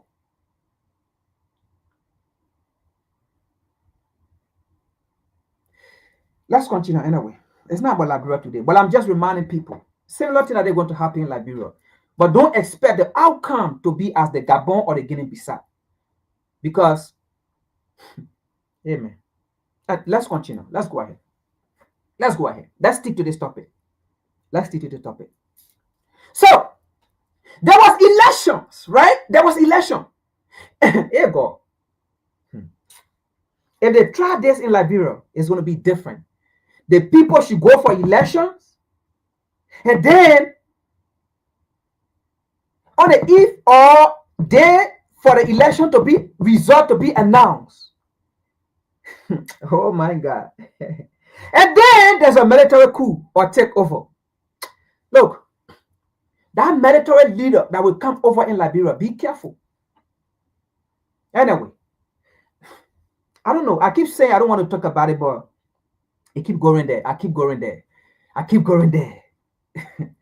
Listen to this, folks. There was an election here in Guinea-Bissau. It's not like there was no election. No, there was election. Peacefully. Oh, God.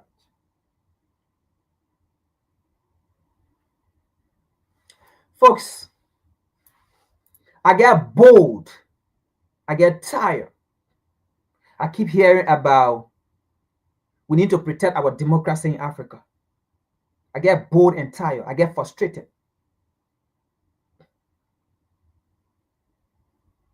I keep hearing people talking about democracy is the way forward. I have to say it's a new thing that we are hearing. Wasn't this a democracy? Peacefully, the people went to the ballot box. Oh my God. So this is why you know, folks, the election was rigged. This is why you know the government in power, right, during the time of the election, lost the election. This is why you know the opposition won the election. Because had it been the government won the election, why would it be a coup? Now you understand what we're getting. Let me repeat myself. Maybe, like I said, I don't know. English is not my language. I got my language. All right? I got my native language. English is not my language. And I'm not proud me learning it. But again, in a world of the society we live in today, I have to learn it to communicate. So bear with me. Maybe I'm getting it wrong. Maybe I'm getting it wrong, right? But folks, will there be an election? And then the police station is closed, or police stations are closed. The last vote, 8 o'clock, boom, is closed. It's not like to say, oh, election was still going on, then the coup happened. No. Election was finished. Then, listen to this. The ballot boxes were all counted. The ballots were all counted. The votes, let me put it that way. The votes were all counted. Now, on the eve, let's say tomorrow, we are going to announce the election result. Oh my God. You call this a coup d'etat? Oh man, folks. Look, there's a new trend happening in Africa. And we African youth, if we don't stand up to this nonsense, neocolonialism, as Nkrumah said, will be the last stage. It's not going to be the last stage in any time soon. Why would there be a coup d'etat? The final minister that work in the government, the final minister that they appointed as the prime minister, work in our government, the final minister that they appointed as the prime minister was also served as the campaign, how they call it, director for the government that was deposed. Now, the military leader, right, was also a right-hand man to the deposed government.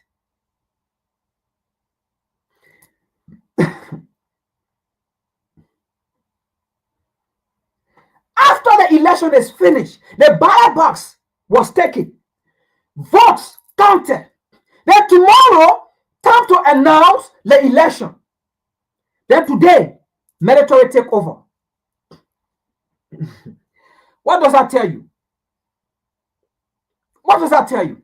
The election was rigged. The opposition won the election.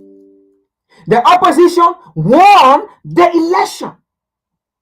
But there's a deeper part to that. Be with me, folks. Let's continue. There is a deeper part to that. Let's read.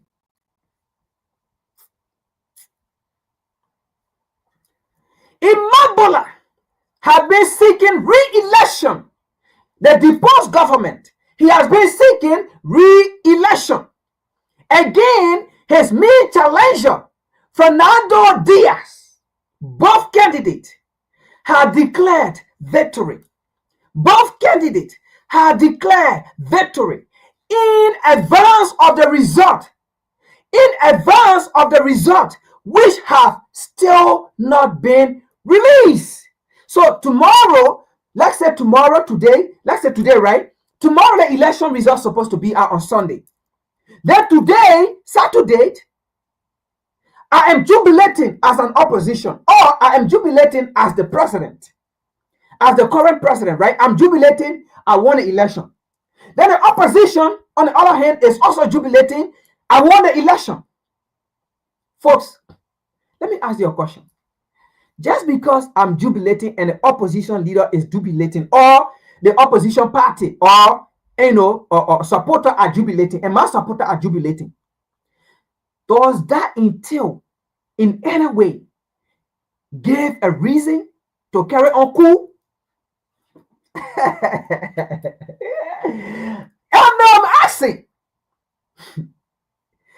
does that give any reason to carry on coup? Because the government is rejoicing, right? Not the government, but the candidate, because at that point he's a candidate, right? Is rejoicing. Then the opposition candidate is also rejoicing that I won. Does that in any way give a reason to carry on coup? No. If you ask me, I will say no. Now, then what gave a reason to carry on coup? If you ask me, I will explain. And now I'm about to explain. What gave a reason to carry on coup is, indeed, the opposition leader won the election. Indeed, the election commission was bought. Indeed, the election commission have communicated with Mimbola, the deposed president, and said, listen, opposition leader won. The votes are in. What then happened? Coup went on. And this was already planned. Listen, if opposition leader win, coup must go on. So the election commission, I believe, let me pull out one. I believe have communicated with the deposed president because it was already set what should happen. So I believe they were told, no, listen, count the ballot boxes, count the votes. But if they go contrary to what we want, this is what should go on. Just call or just, I believe that's what happened. There was call made and said, look, the result is the other way around. So should we announce the result tomorrow? Or you want to go ahead? No, we're going to go ahead. Don't announce it. That's what happened, folks. But it's deeper to this. Let's continue. Oh my God. These people think they will lie to us, right? Let's read. Let's read. Regional and world leader. Now, this is where now US, Europe, United Nations, ECOWAS, AU, this is where now they are coming acting that they are ignorant. Because it is a plain thing. And the truth here is right. And the truth here is right.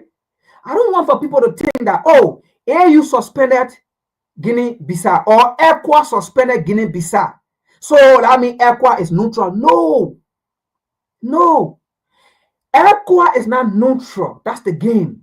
ECOWAS is only playing there because that is what within ECOWAS that if there's a coup, right, that nation should be suspended from ECOWAS until they can turn the country over to civilian government.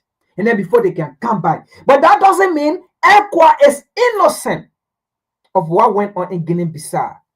That's the game. You have to understand. Let's read.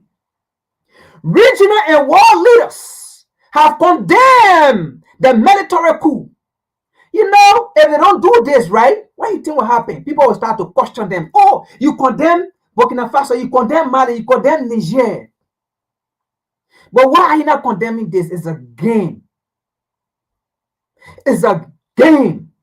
They are playing on our emotion. They are playing on what we want. It's a game.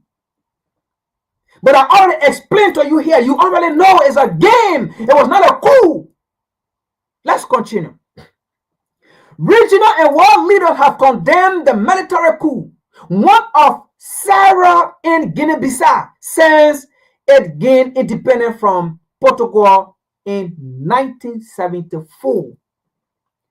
Since Guinea-Bissau gained independence in 1974, there have been numerous attempts of coup, and they have never been succeeded. They have never succeeded, right? I think one of them was Amiga Cabral that they killed. You see it? Let's continue here. Oh my God. Let's read. The African Union, the so-called African Union that was on the ground, that was at the scene. Let me read. The African Union announced on Friday it was suspending Guinea-Bissau with immediate effect. Like I said, don't fall for this. Do not fall for this. Do not fall for this. Do not fall for this. And that's why, it is there. They are just doing this because that's what is written there. But it is a game. It is a game. It is a game. After 1 or 2 months or 3 months, right, or 4 or 5 months, then they're going to come by and say, listen, Guinea-Bissau, we want you to turn the country over to civilian government so that they can go for election whatsoever. The same thing again in Gabon. And then they'll go for election, right? Then they'll go, you will hear say 98% vote. They won it.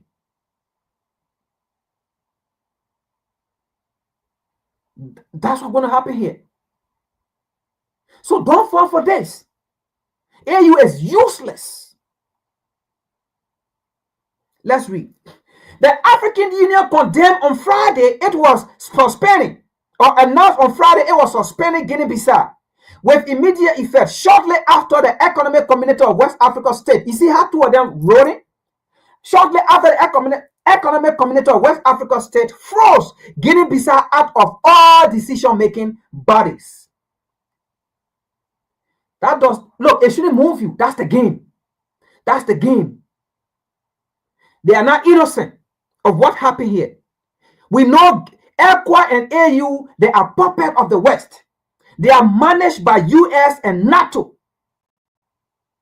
They are funded by US and NATO. Let's read.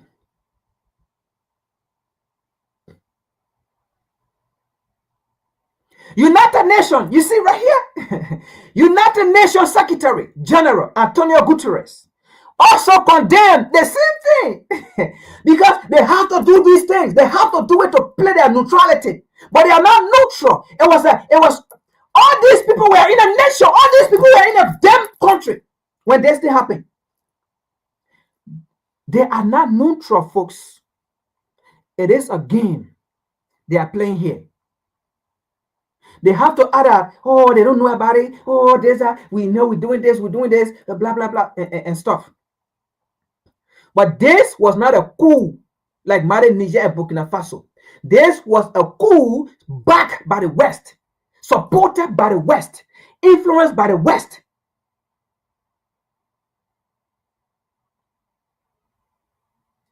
Let's read.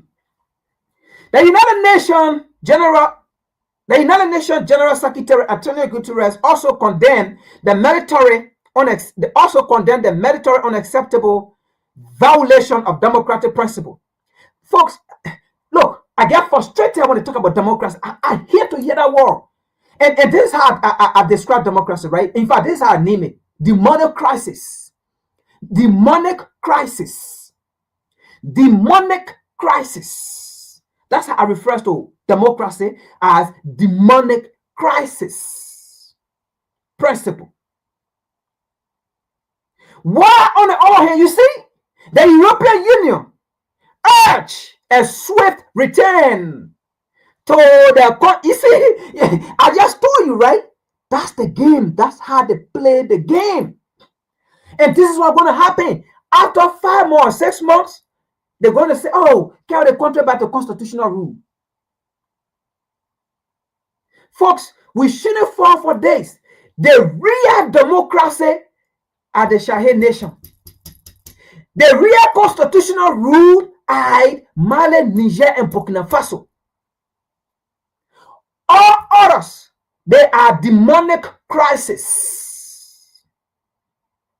So you see the language here. While on the other hand, the European Union also urged a swift return to the constitutional order and the resumption of the electoral process. You see that nonsense? And then by the time they go to election, they go to the constitutional rule or electoral process, these same people will stay in power. Because before that 5 months or 6 months, these people will neutralize everything and sit down. The interest of the West, boom, already there, they maintain it, boom. Then they go for election. I mean, come on, man. We know the game, and that's the game. That is the game being played here. Now, I will take this out. I'm not going to read the whole article, but you already know now. I'll take it out. But you already know what's going on now, right? Let's continue with something here.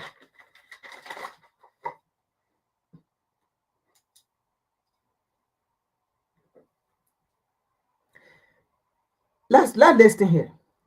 You know, if you do a coup, like for example, you saw Burkina Faso, when Ibrahim Traoré carried on the coup, right? He knew why he carried on the coup. So he was factual. He was forthcoming in why the coup took place. The same go with Tiani. The same go with Keita, right? The same go with them. Mali, Niger, Burkina Faso. They were swift. In fact, they were forthcoming as to why they coup. But unlike these military, or unlike the coup in Guinea-Bissau, up to now, they have no clear understanding or explanation as to why the coup.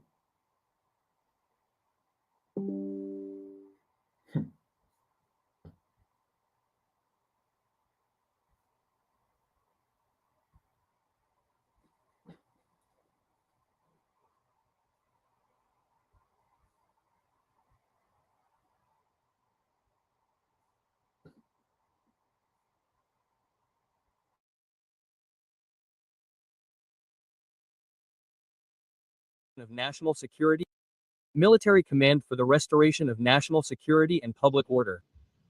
A statement.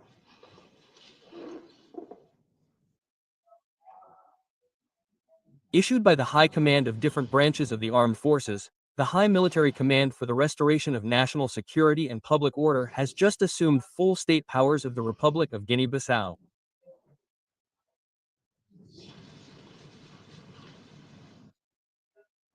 Deeply committed to the values of national security, civil peace, the defense of territorial integrity, and the independence of Guinea-Bissau. The High Military Command for the Restoration of National Security and Public Order.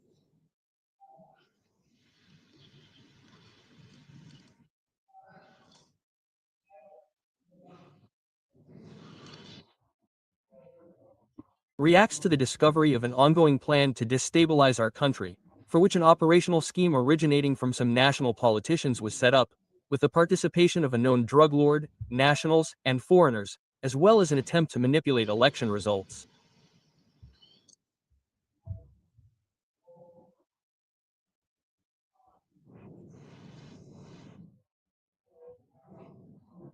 To carry out this plan, a depot of weapons of war was discovered by the State Intelligence Service.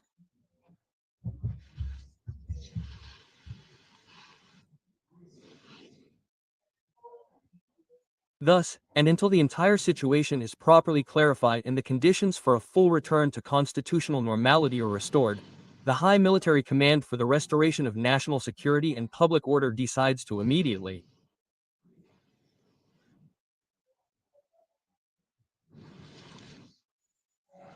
suspend all instructions from the Republic of Guinea-Bissau until further notice. Suspend new orders until further notice the activities of all media outlets.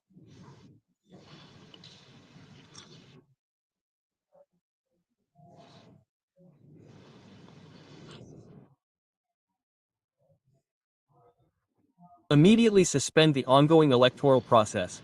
Establish a curfew from 9 a.m. to 6 p.m.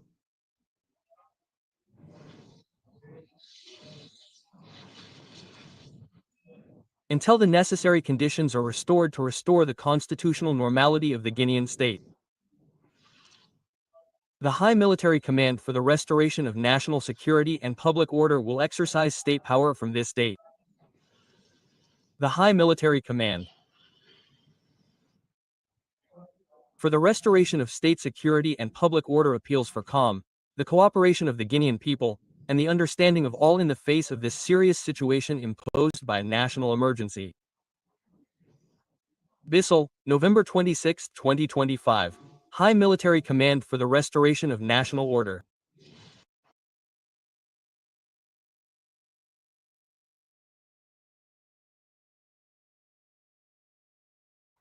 All right, so folks, let's be real here. Let's be real here. You see, when the incident happened in Mali, Niger, and Burkina Faso, those people were factual about why they took over. They took over because of economic reasons. I mean, you're getting a clear picture, right? They took over because of economic reason. The economic circumstances of their nation. The resources being taken out. There are people being pulled. The resources was not reflecting on the livelihood of the people. The government was not reflecting on the livelihood of, these things. They outlined it. But did you see this military government? What he said? They took over because of drug cartel. That they think a cartel was going to gang law, or cartel was going to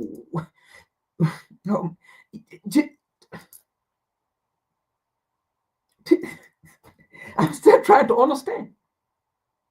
And then there was something we read in the article, right? And that's what he was trying to say. Like political tension or this, that, right? That was when the opposition leader was saying they won an election. Because imagine the election result was supposed to be, given the next day. And then that day, which is normal, even in the US here, people do the same thing. After the election, before the election, as they are counting the votes on TV, national TV, and you see people already rejoicing. Oh, this candidate, won. People already rejoicing even before the election. It's normal. In a democratic, that's why I say I don't believe Africa have a democracy. We don't. We have an influential democracy. We have an influential democracy. People influence it. Okay? So it's a normal thing for an opposition leader to say, I won an election. It's a normal thing for the president, who also a candidate, because at that point you are not a president, you are a candidate, right? To say, I won an election. It's normal. It's normal thing. It's normal for their various supporters to say, we won. But at the end of the day, it is the election commission that everyone are waiting for. It is the election commission that will say, this person won. So, the next day, let's say tomorrow, election is supposed to be given, the results supposed to be given. And then, military leader take over to say there was a political tension. What make a political tension? Were people on the street after the result was given? Maybe you can say there was a political tension after the result was given. They said the government won and the opposition did not win, right? And then you see citizens doing their thing, like fighting. You see, then you can say then you can come in, but nothing like that. And then he said there was a political tension. No, people were just saying, I won. The other person said, I won. That's not political tension. They are waiting for the result. The result come, the result come. But according to the military government, they took over because there was a political tension. People were saying, opposition said, I won. Ruling party said, I won. Does that in itself classify someone or a coup d'etat? Absolutely not. And then he said there was a drug law cartel and all of those things. Folks, Guinea-Bissau on the African continent, right?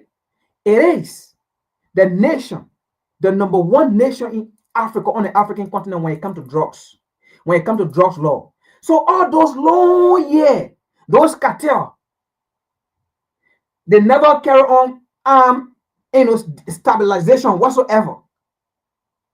It is this election. So in other words, they have nothing to say. They just force that in there. But they did not speak on how the economy of the nation is not affecting the livelihood of the people. They did not focus on how the government is not, nothing like that. Like I said, Mali, Niger, Burkina Faso, you could see what they outlined as to why they came in power.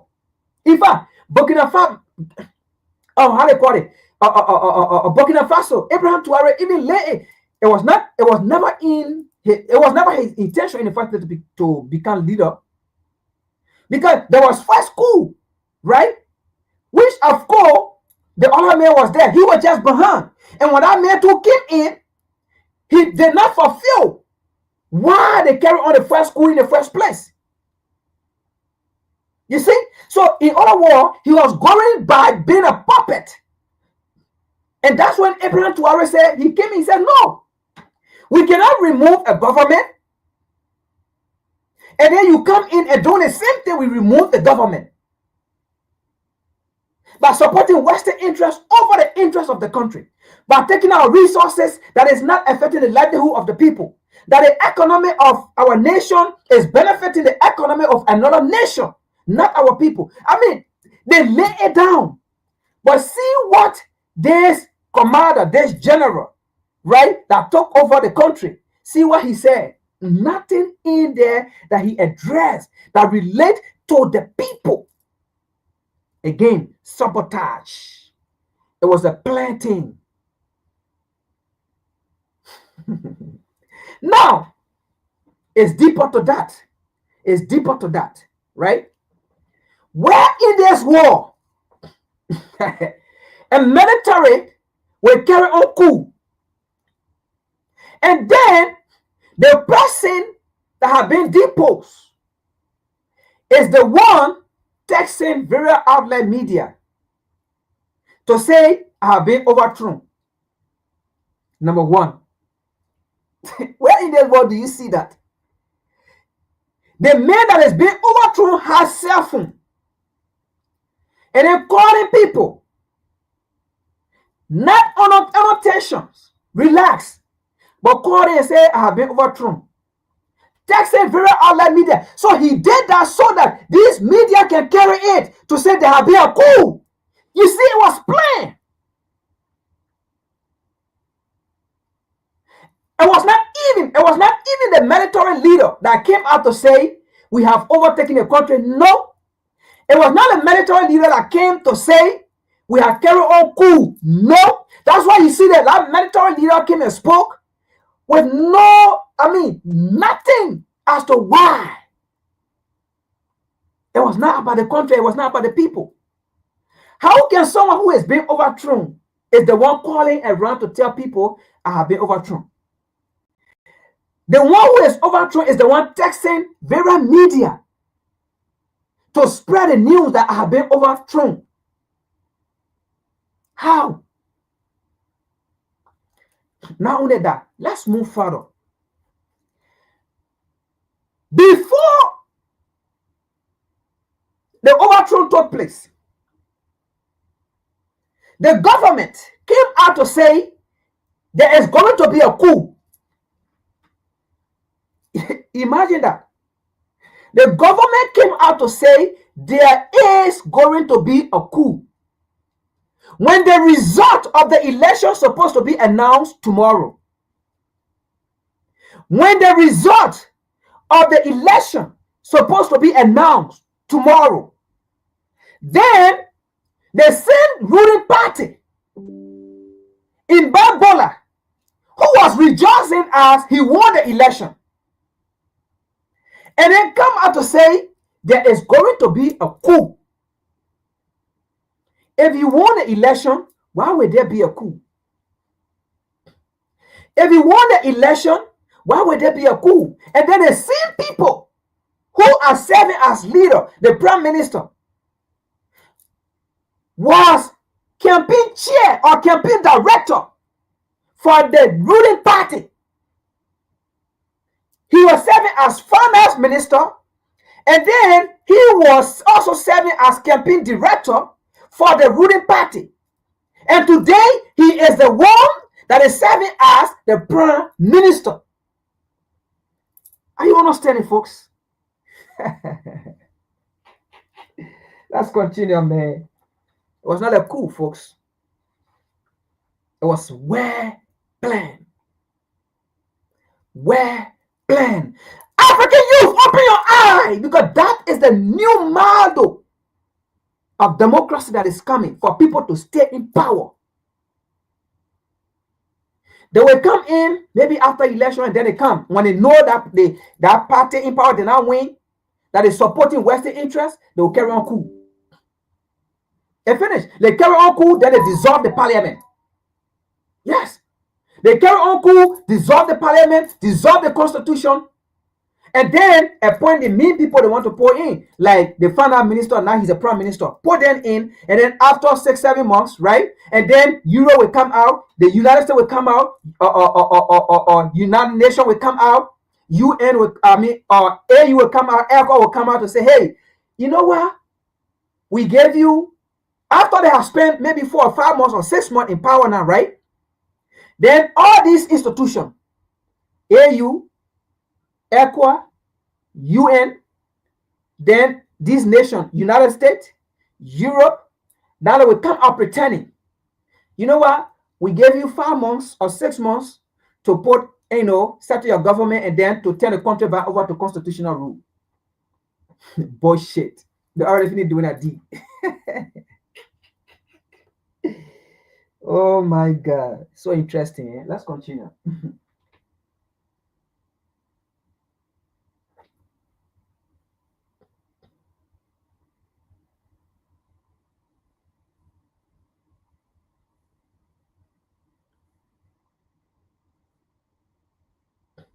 Now, this is one of the former president of Nigeria, Jonathan Goodluck, or Goodluck Jonathan, right? Now, listen to this. The United States and Europe also went against this man's government and removed him from power. So, Jonathan Goodluck or Goodluck Jonathan understand the United States. You see, the current government in Nigeria, they are also puppet of the United States. So the United States, along with Europe, they work together. The honor man, Goodluck Jonathan government, through Buhari, Muhammadu Buhari. They work with Muhammadu Buhari, the honor man, Jonathan Goodluck or Goodluck Jonathan government, and remove him. And the way in which they did that, we're going to show that here. The way in which they did that to honor man Goodluck Jonathan government, and then put in Muhammadu Buhari. And then when Buhari was leaving, and then put in a non-American puppet-backed government, Tinubu, who is a felony in the United States, have been alleged in Chicago. And the case is there. But they forgot that case because they made a deal with him to use him for strategic interests of the U.S. in Nigeria. So you see how these people play. Again, let me say this. You know, this is WCC. We don't point fingers and then we don't make it clear.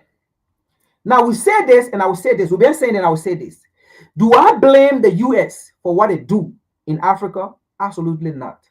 We just have to speak about it, but I don't. Do I blame Europe?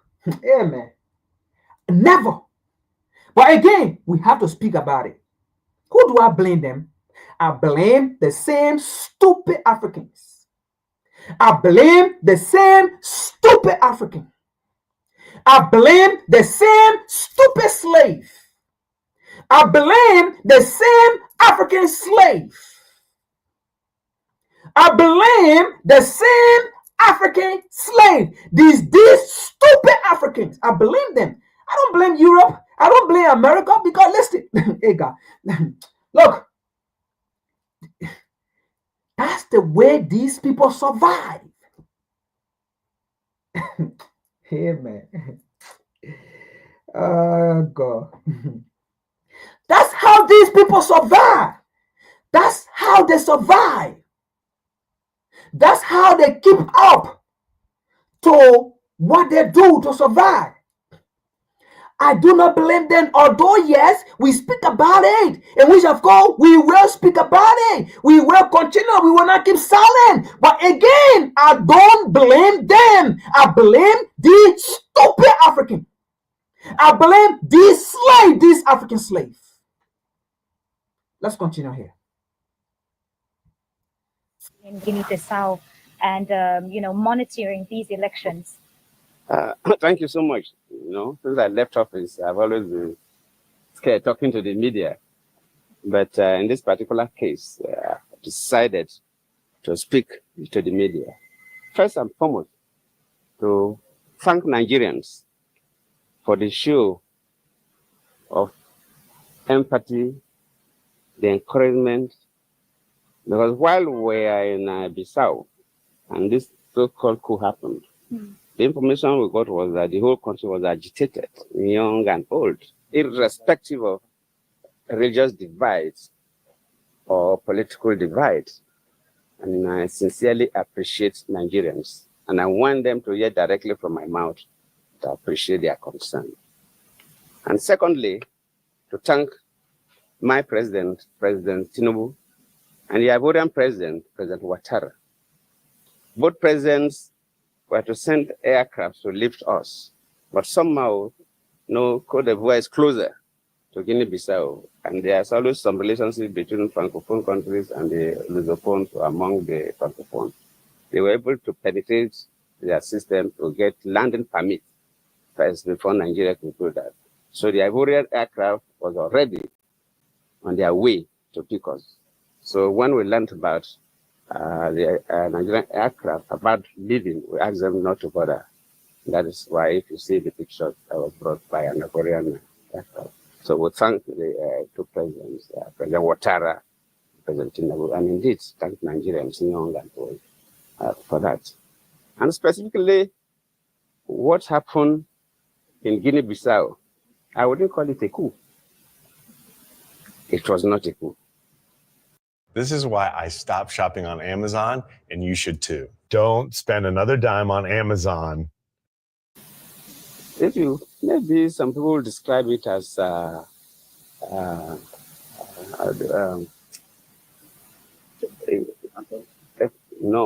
not quite. RNG? I would just say, if it is like, for want of better word, I would say maybe it was a ceremonial coup. Because for two things, it is the president, President Barrow, that announced the coup. Before later, the military man came up to address the world that they were in charge of everywhere. Then,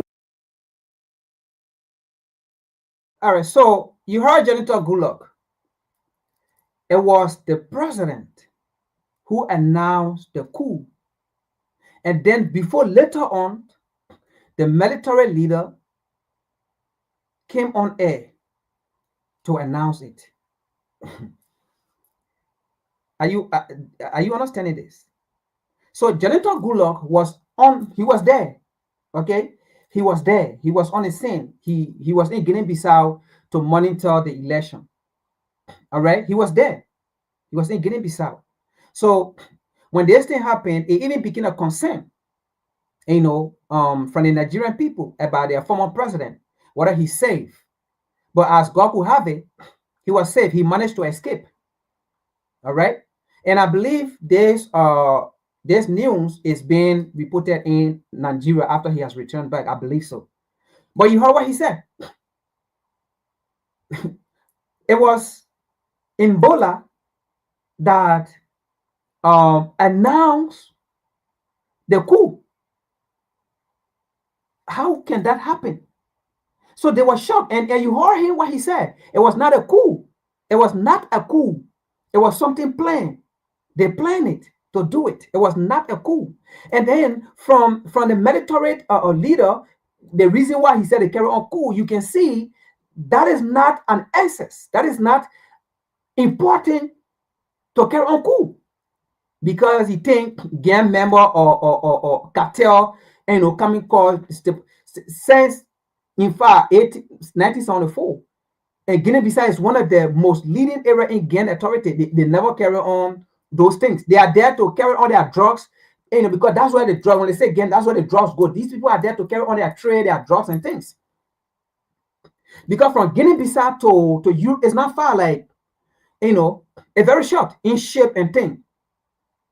Couple of days, you reach Europe. Couple of days, you reach Brazil. So the drugs come from Brazil, then they're Guinea-Bissau, and then before they distribute it from Guinea-Bissau, then they distribute it in various African countries. But at Guinea-Bissau, all the drugs can go in Guinea-Bissau. So the drugs that leave from Europe, the drugs that leave from Colombia, let's just say South America and things Brazil there, that go on the African continent, it first go to Guinea-Bissau. They go to Guinea-Bissau. And then from Guinea-Bissau, then they distribute it from Guinea-Bissau now, into these African countries. Okay? So the military leader never talk about, like the economy, or the social activities. No. When you talk about, how two candidates were saying, I won an election. And then, or another thing, how, gang law, or how they call it, gang traffic or something, those things. That it coming called, you see? And then the president announced that there's a coup. They overthrow you. The person that overthrow you never made an announcement. But you made an announcement. You see? And then after some hours passed, then before the military leader came out to speak that there's a coup. Let's continue. Embalo has already announced the coup, which is strange. Not only announcing the coup, but Embalo, while the coup took place, was using his phone and addressing media organizations across the world that he has been arrested. I'm a Nigerian close to 70, and I know how they keep heads of state when the coup takes place. Recently, I was a mediator in Mali, an ECOWAS mediator in Mali, and within that period, we had a military coup. Military don't take over governments, and the sitting president that they overthrown will be allowed to be addressing press conferences and announcing that he has been arrested. Why does this happen? Who is fooling who?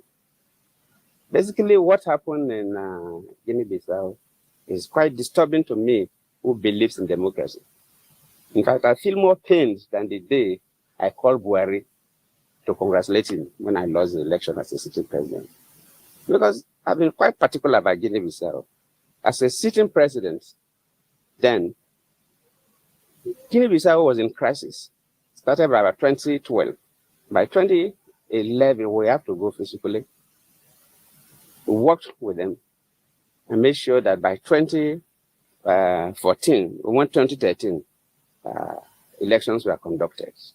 In fact, it was so bad the day that I learned that a military man went to the office of the prime minister and slapped the prime minister in the office. It was that bad. And what is happening is like we are going back to those dark days of Guinea-Bissau, where the military can do whatever they think they can do. It's totally not acceptable. The elections were done peacefully. We were in the field. I was a part of the West African Elders Forum. Normally, we are not co-observers, so we didn't deploy observation teams across, but we observed within So you listen to Janitor Goodluck, or Goodluck Janitor, right? He was in Guinea-Bissau. You listen to him. The election was done peacefully. You listen to him. The election was peaceful. People went to the ballot box. They cast in their votes. And then the election was, the election ended. All the polling station closed according to the precise time they're supposed to close. No locomotion. Everybody went home. And then counting the votes. And then for, let's say, tomorrow for the result to be out. And then coup.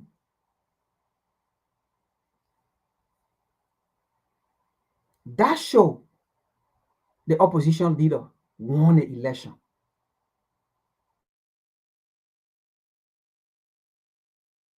Bissau, the capital, and the neighboring settlements. Simple. I only pay $10 a month for my internet connection. Fast, unlimited, anywhere. Have you heard about Ryoko Pro? During the meeting of all heads of observation missions, and they gave accounts of all the observers gave their account. Nobody gave something different. The elections were peaceful. Counting of results at the polling units peacefully done. The conduct of the electoral officials, the security, the party agents, the voters. It was a good election, and one expected the results to be announced. Then while they were collating the results, then they are finished collating results. Results for presidential elections are collated at different levels. The 9 regions, results were ready. So they were collating them at the capital.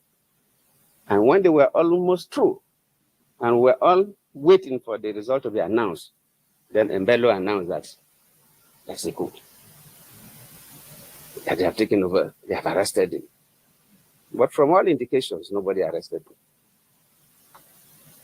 him. My conviction is that, and my charge to ECOWAS and AU is that they must announce that result.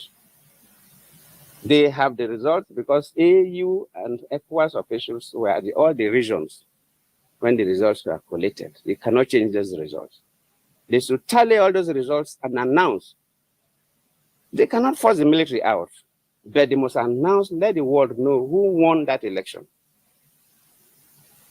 Let the world know who won that election. And they owe the world that responsibility.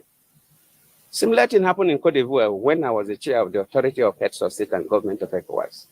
When in 2010, we had elections in Cote d'Ivoire. Gbagbo was the sitting president. At the first round, Gbagbo got 40-something% of the votes. Ouattara got 30-something% of the votes. And their law, you must get 50% of the votes plus 1, at least. Democracy is about majority. You must get a simple majority to be the president. So they have to go for a second round. And when they went for the second round, all those other candidates that lost now supported Ouattara. And Ouattara now got more votes than Gbagbo. And Gbagbo said it was not going. That they won the election. How can somebody who had something now come and defeat it? But that is a law. Then all the observers, international community say, Ouattara won the election.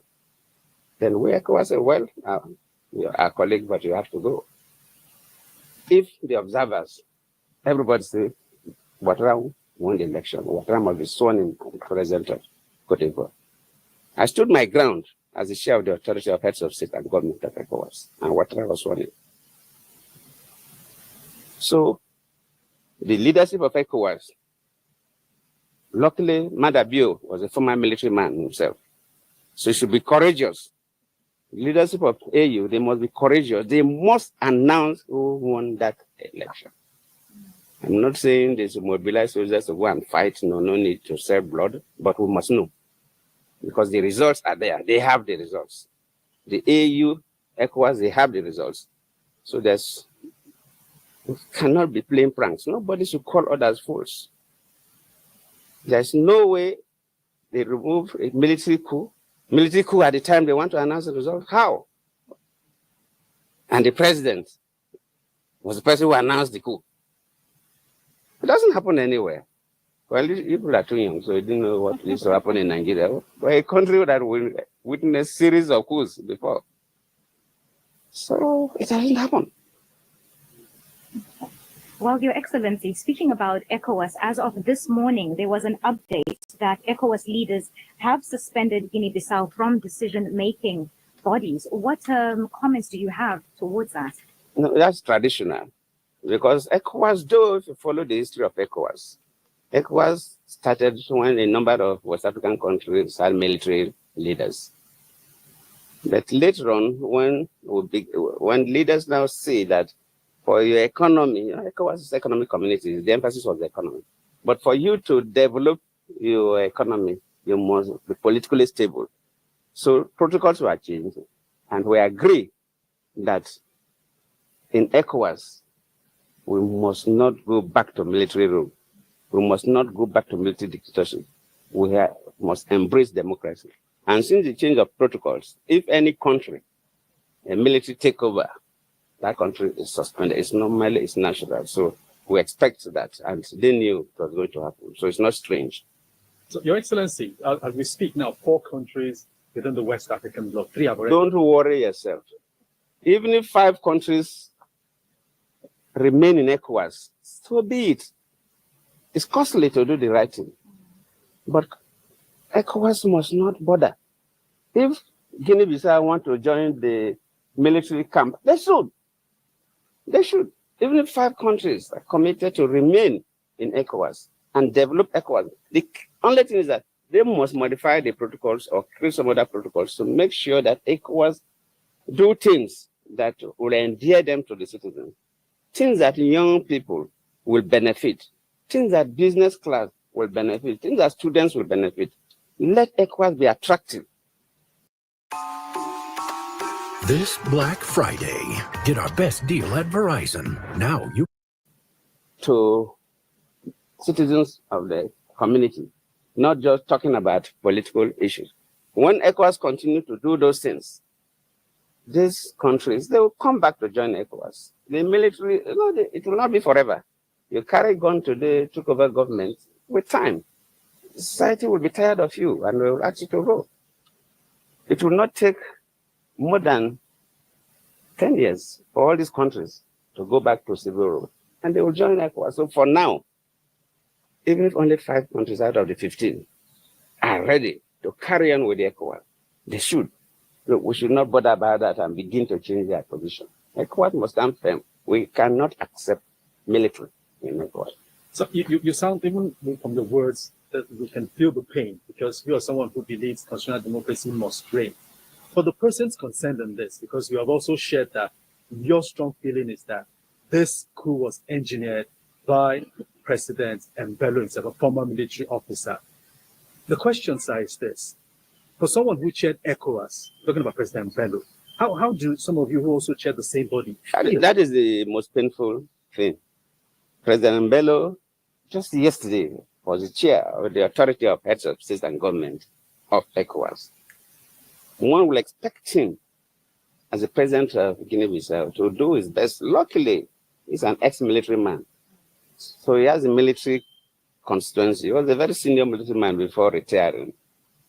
So he has his own friends, boys, and so on. He should be the person that can prevent any coup in Guinea-Bissau. I don't expect a coup that will remove him from office. In any case, the election, immediately they announced, for them, immediately the results are announced. They inaugurate the new president the following day, so his tenure was almost over.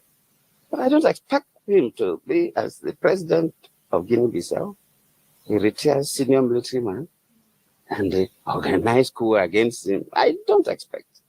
I don't. So speaking about President Mbalo, what would you advise him and the political class of Guinea-Bissau at this moment? Well, I know what the political class will do. I don't even need to advise, because the political class will want those results to be announced. The political class will want the results of the election to be announced. Nobody should take citizens of a country for a ride. People did not go to work. People wasted their time, queued up, voted, and when they're about to announce the results, then you come as soldiers and you scuttle the results. So the political class will never accept that.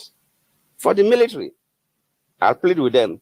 not to take Guinea-Bissau back to the dark days of 2011 to 2014.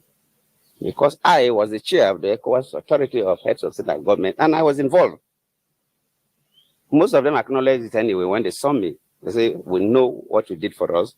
We know what you did for us. They know what Nigeria did to stabilize the country.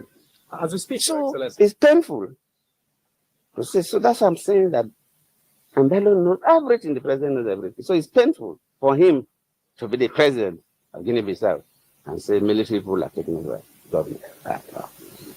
Your Excellency, it's totally not accepted. Your Excellency, you are now back in Nigeria, having seen what occurred there. The main opposition leader, Fernando Diaz, is still in custody. What's your message? They have to release the man. The man has not committed any offense. They just have to release the man. And the international community must talk to the military to release the man. The man has not committed any offense. The man has not even declared himself president, as to say, oh, we have taken over government and you have declared yourself. So it's treason. No. The man has not committed any offense. There's no reason to restrict the man at all. They should allow the man to be free. And we advise the military in Guinea-Bissau not to take Guinea-Bissau backwards. When I was in Guinea-Bissau 2012, and just came back from Guinea-Bissau yesterday, there's significant development going on. The capital is taking shape. And we believe that with that, the country will take shape. So the military should not take us backward to the dark days of 2011 to 2014. And finally, Your Excellency, how soon do you expect a return to constitutional government? Nobody can say. Nobody can say. But I believe if... All right, so you heard for yourself, right? That's a former Nigerian president, Mr. Honorable Goodluck Jonathan, right? And he to his government was undermined by the US and Europe. And through Buhari, Muhammadu Buhari, and he was removed. And then they put Buhari in. Buhari came, and then Tinubu succeeded Buhari. So the same government stayed there. So you heard what he said. I mean, the opposition leader is even in custody with the military ruler. But guess what? The deposed government is not in the hands of the military ruler. The deposed government is in Senegal right now. You see that? The man who was overthrown, right? How come he's in Guinea? I mean, not Guinea, he's in Senegal. He escaped, he's in Senegal. Opposition leader who you know nothing, not all his you were just rejoicing. Oh yeah, I won the election, I won the election. Waiting for the election result to come out, or waiting for the election result to come out. He is the one in a military custody. You see that? But you heard what Jonathan Goodluck said. He clearly explained it. So we all know it was not a coup, right? It was something planned to keep the same government aim to carry on Western interests. And that's the damn truth. All right? The same thing happened in Gabon. That's the same thing happened in Guinea-Bissau. So I said I was going to put in how Jonathan Goodluck was exposed, like say not exposed, but was overthrown, right? Went against him to remove him, for Nigeria to turn against him, right? Let's see something here.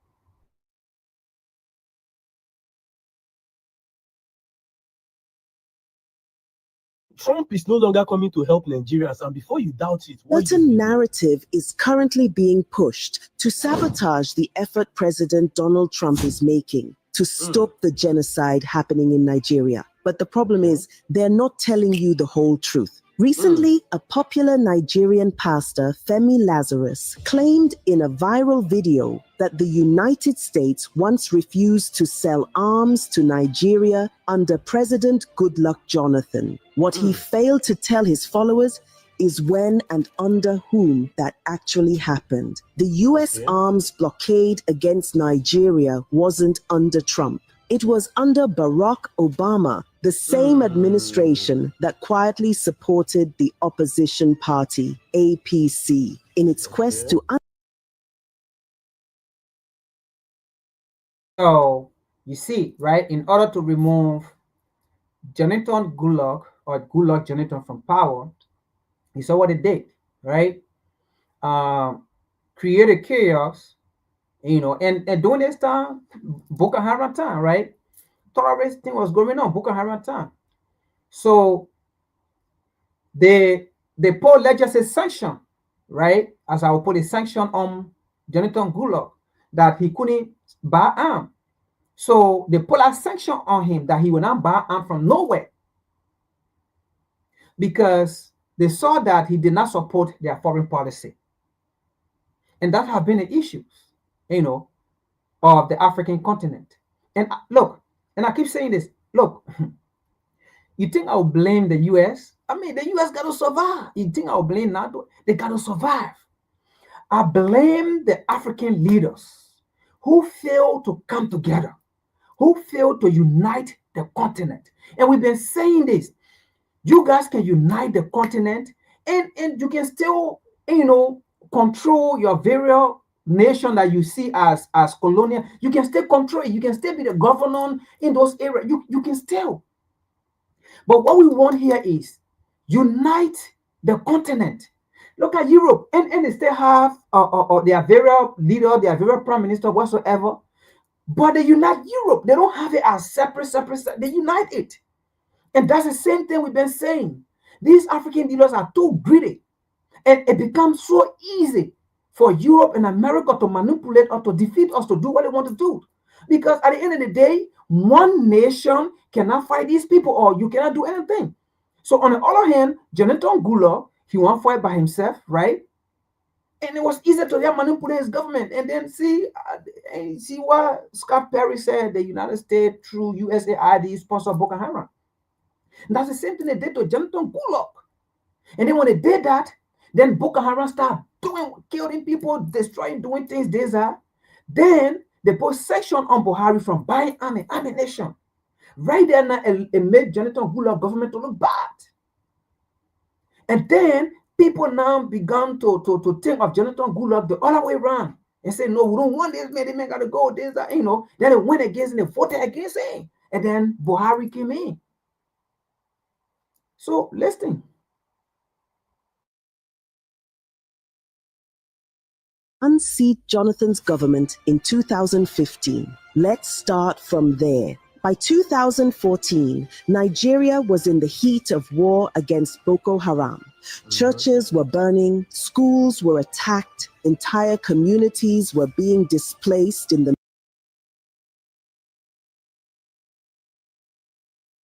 So you see, all during this time, right?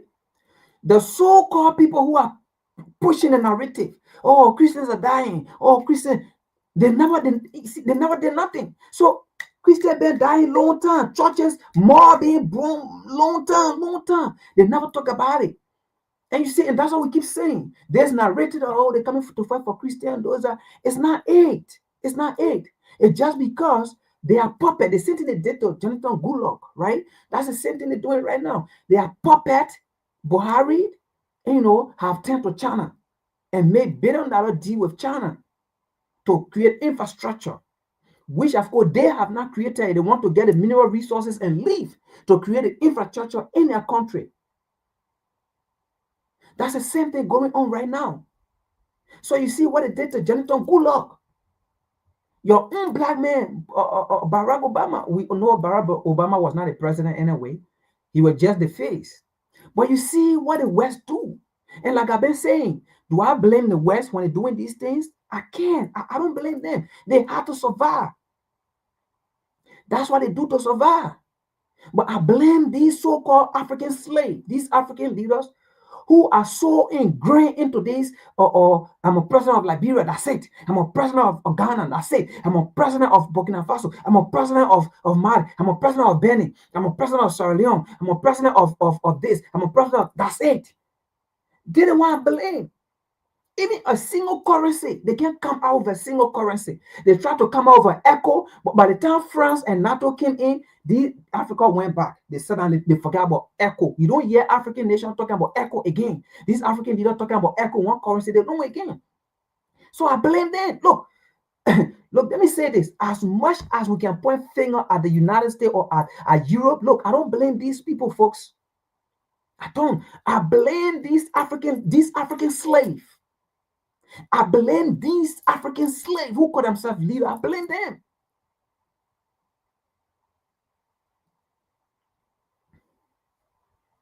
Because we see all these things, right?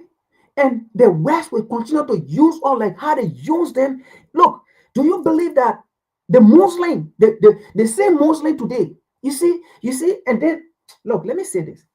You see the same Muslim today that the US is preaching against, that oh, Muslims are killing Christian, Muslims are killing Christian. Do you know that it was the same Muslim that the US passed through to remove Jonathan Gulag? Do you know that? It was the same Muslim that the United States NATO, they passed through to remove Jonathan Gulag.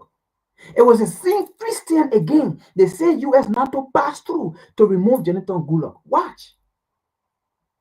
And then tomorrow, the other generation will come and say, our forefather did nothing. And then you will be the same people that will be pointing finger, our forefather did nothing. Our forefather saw, our forefather did it. Yes, because we continue to sell the African continent. We continue to sell ourselves to these same people.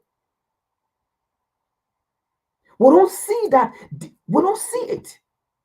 But tomorrow, it was taken, we say, oh, that Europe was the cause. Oh, that America was the cause. No, that you damn people are the cause.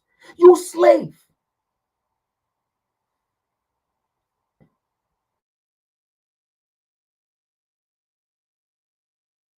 The Northeast. President Jonathan's administration reached out to the U.S. for advanced weapon systems, drones, and surveillance aircraft. But Washington said no. They cited human rights concerns under the Leahy Law, which bans arms sales to foreign forces accused of abuses. But that wasn't the full story. Behind closed doors, some of Nigeria's most powerful opposition figures were lobbying Washington to isolate Jonathan's government. Among them was Bola Ahmed Tinubu, then a key APC leader and now Nigeria's current president, along with several northern governors who traveled to the United States. They met with policymakers, think tanks, and advocacy groups, presenting a narrative that Jonathan's administration. Folks, I'm not cutting you off, right? This was the same thing they did in Liberia under the George Weah-led government. It was the same Liberian,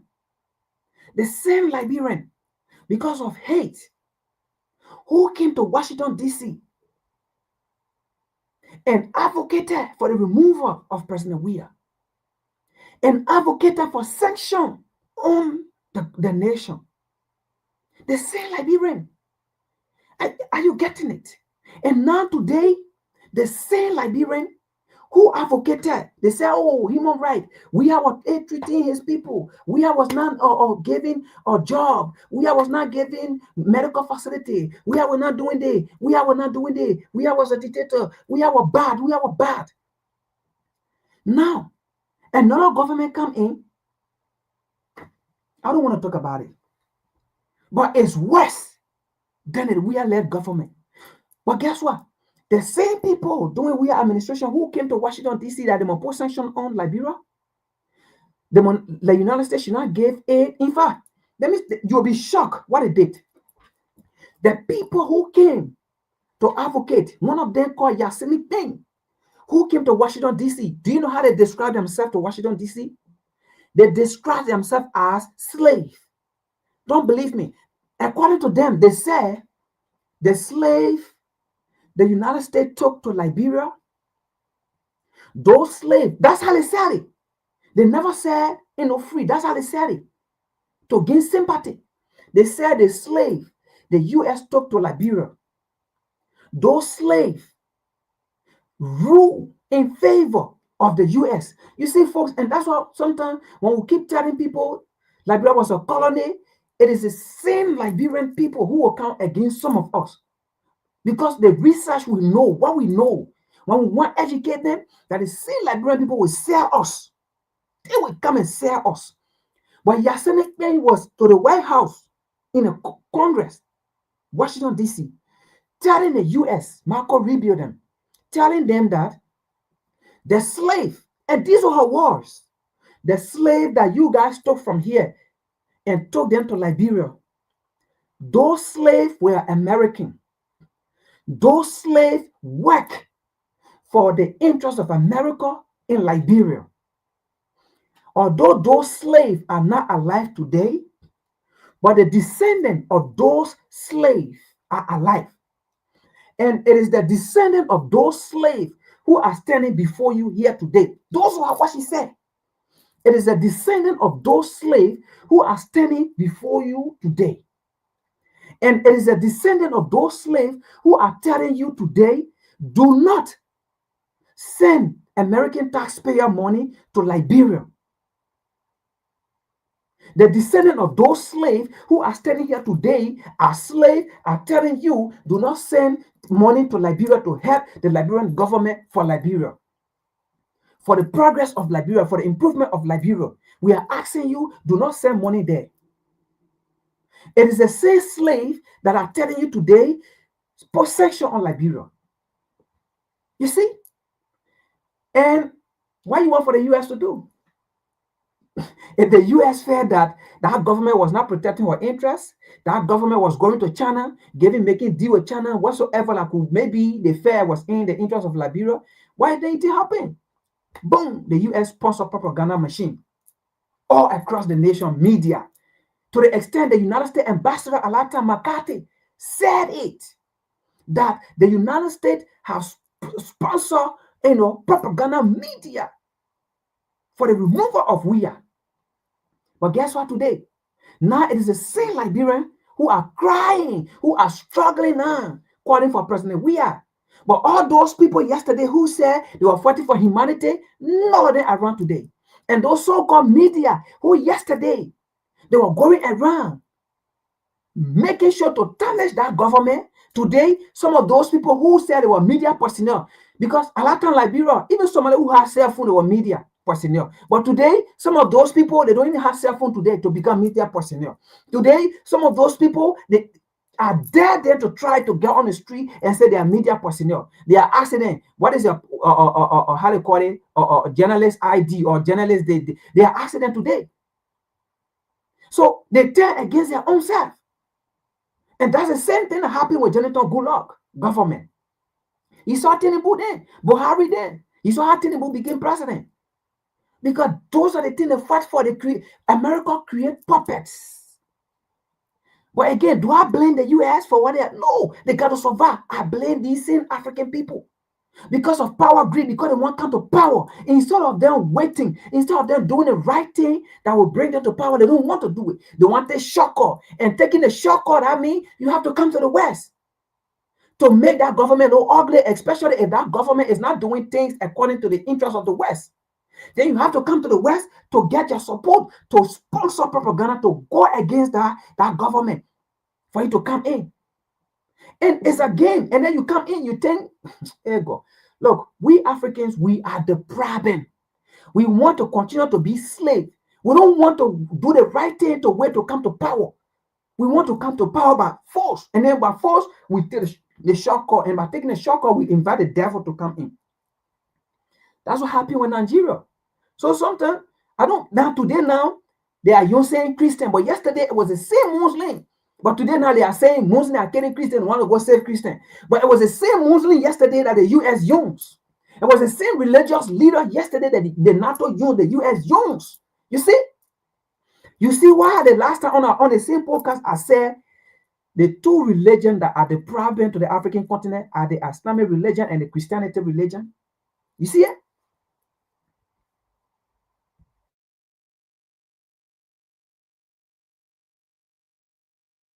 Administration was corrupt, anti-Muslim, and unfit to lead. They urged the US to withhold arms sales. At that time, they said they were anti-Muslim. So maybe, so we can say that at that time, because Jonathan Goodluck, he's a Christian. So at that time, you see the game? So at that time, or the Christian were against the Muslim. So they were anti-Muslim. So the US pushed that. And then Buhari, then being Muslim, they came to the US, they pushed that. So at that time, the US went to go fight for Muslims. The US went to go fight for Islamic. They fought to fight for the Muslim. You see?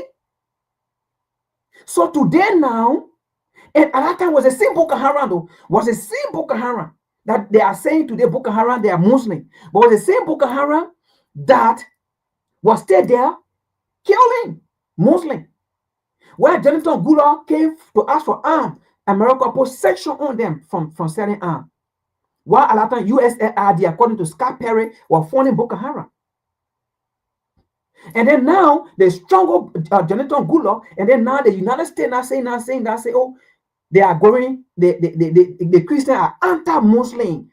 You see? So today the table turn now.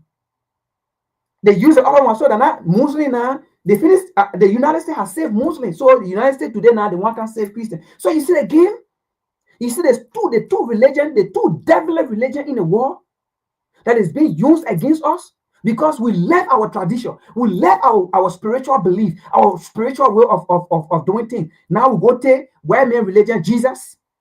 Jesus has never existed. Jesus has never existed in Africa. Jesus has never existed in the Bible because the Jesus of the Bible is not the Jesus of the white Jesus. No, that's not a Jesus. In fact, that was not his name, Jesus. And then today, we have another one called Muhammad, Mecca. They go worship rock. When we have plenty of rocks in Africa that we're supposed to worship, we don't worship it though. But we go where Mecca to go worship rocks. When we have all these hills, all these mountains. Because our forefathers, they worship the rock in Africa, and those rocks answer their prayers. When they want rain, they go to the rocks, they worship the rock, it rains. They want rain, they go to the river, they worship the river, it rains. They have good harvest, those things. But now we leave the rocks in Africa, we go way to Mecca to go worship another stone and pay money to them. Now, we leave our spiritual belief, our spiritual way of worship, we go way to Israel. The Israel where the current people are there, they are the people they call synagogues of Satan. They are not the biblical Israelites. They are the synagogues of Satan in Israel. The Bible refers to them as synagogues of Satan. That the people we're going to today. That the people we see as the biblical people or the people, the chosen people. We go to the Vatican. We go worship another idol. We leave our idol in Africa. We go worship another idol. And then these people, they use these things against us. You see?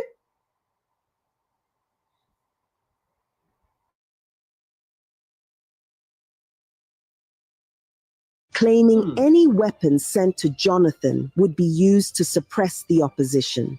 That lobbying worked. The Obama administration, already skeptical of Jonathan's growing independence from Western influence, quietly placed Nigeria on an informal blacklist. US and UK defense contractors were instructed to delay or deny sales. Even Israel backed off ongoing deals. What began as a security partnership turned into a calculated squeeze, a political move designed to weaken Jonathan ahead of the 2015 elections. When the blockade became unbearable and Nigerian soldiers began dying for lack of ammunition, Jonathan turned elsewhere. He reached out to South African mercenaries, STTEP.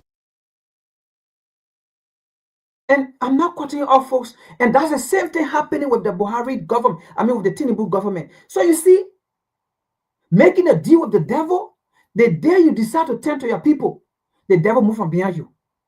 So now you see, Tinubu too now, the sixth session is on him. You see, and Abraham Tuare talk about this, that these people sponsor the terrorists. But when we want to go out to go buy ammunition to come for the terrorists, then they say people shouldn't sell arms to us. But USAID, according to Scott Perry, and then according to the Nigerian army, the Malaysian Sans Frontier, these are the people sponsoring terrorists, giving ammunition, carrying a helicopter, giving them medication and those things. And that's the same thing happening with the Tinubu government. Lot of Nigerian, in fact, I didn't even bring that, but Nigerian soldiers are retiring. Young folks are retiring because they are saying, we don't have the equipment. We don't have the military might. The equipment are not there. But how can the terrorists have all these military might, this equipment? And then you expect us to go on the land to go fight and to go for these people to kill us? Nigerian military are resigning. So you see, Tinubu, you see, there's a reason why we cannot or we should not keep continuing with the West if we want to get into power. Do the right thing to get into power by your people. Do the right thing for your people to put you in power. Then to come to the West to undermine a government just because you want to come to power. Because do unto others as you expect others to do unto you. Do unto others as you expect others to do unto you. Because when you come to power, you decide that, you know what, I want to do this different. The same people you went to, they will go against you if you're not in their interest. And that's what happening with the government. The moment you turn around to China, when you made $25 billion deal with China to build factory, boom! The United States turn around and they say they want fight for Christian. Yesterday, they were fighting for Muslim. But today, on Jonathan Gula, that was Christian, they were fighting for Muslim. Today, Tinubu now, because you turn to China now, you Muslim. Today, they turn to Christian. They want fight for Christian. You see? I don't blame these people. I blame the African leaders. Because you guys are the people. You guys are stupid and dumb. And some of the African media personnel, you guys are stupid and dumb. Read books like this, and you will get the formula to Africa freedom. Read books like this, and you will know how to fight for Africa. Read books like this, you will know the solution for Africa problem. Not because you went to Oxford, not because you went to Penn State, not because you went to Harvard University, made you a good president for any African nation. Not because you can speak good English, not because you can speak American English, or the British or English, or the Queen language, or American language. You are a good fit. Chinese do not speak English. They do not speak the Queen language either. But you see China, North Korea, they speak their dialect. But you see them. You see the Asian country, they don't speak English. But you see their country. But for me, it is the same African people who will mock another African or leader of not speaking good English, mean you're not a good leader. You can't read in English, mean you are not a good leader. Colonial mentality, stupidity. That's why I say it is not the U.S. The U.S. is not the problem, man. I'm telling you. The United States is not the problem. Yes, we might continue to talk about their involvement and think their crooked deeds. Well, crooks are all over, man. Crooks are everywhere. Yes, crooks are everywhere. But the truth is, man, let me be frank. The U.S. is not the problem. Yes, the U.S. got to play her game. If it work, it work. Europe got to play her game. If it work, it work. Listen to this. Let it one finish. Let me show you something.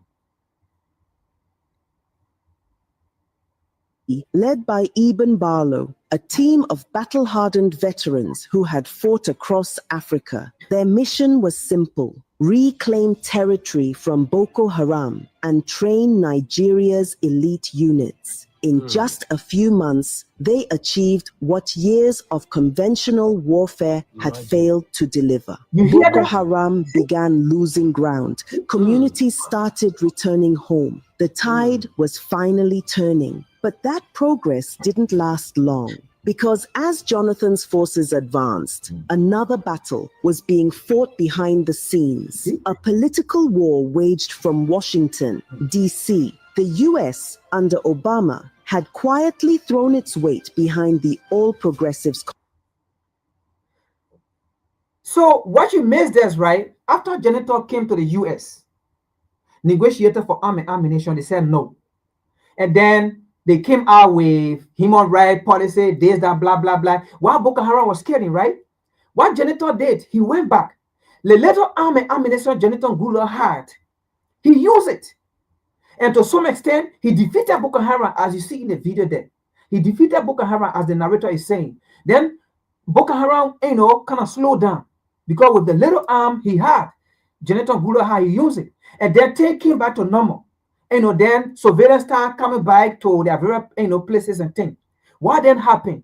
US said, oh, okay, we're coming for you. They used another slave, as you all know. Congress, the APC, providing funding, campaign consulting, and even an American campaign manager who advised Buhari's team on strategy and messaging. It was no longer just Nigeria's election. It was an international project. Obama's administration, working through the Democratic Party's global networks, backed Buhari as the face of change and reform. APC became, in essence, a political creation of the Obama-era State Department, a party shaped, promoted, and supported by foreign interests determined to end Jonathan's rule. 12 northern governors were even invited to the US under Obama's watch for a closed-door meeting. So you see, that's Muslim people. So a lot of time it was a Muslim. They were saving Muslim. Janitor being a Christian, a lot of time Muslim, they were saving Muslims. So they use that narrative. So you see. And these are Africans in Washington, D.C. Do you want to blame America, folks? America got to protect our interests. But so you see, these are Nigerian. These are elite. These are Africans. You see, just because they want to come to power.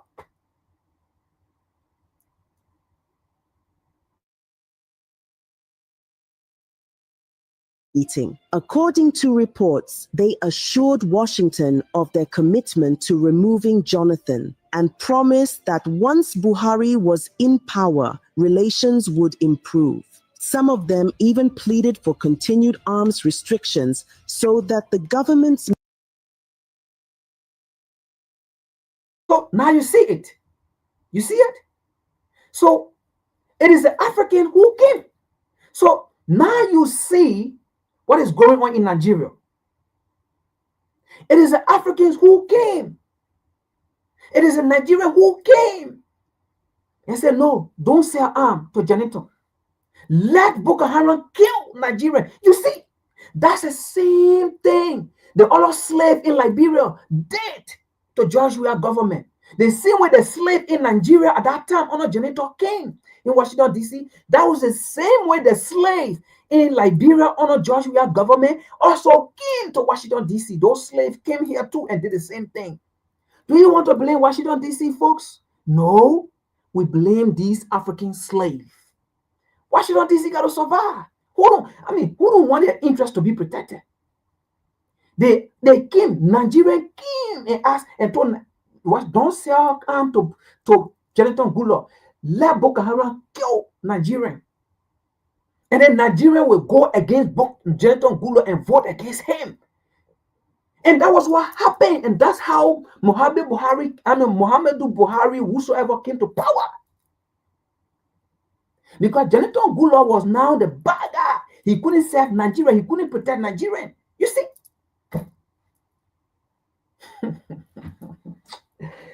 Folks, Africans are the problem. It's not America. It's not America. It's not Europe. We are the problem.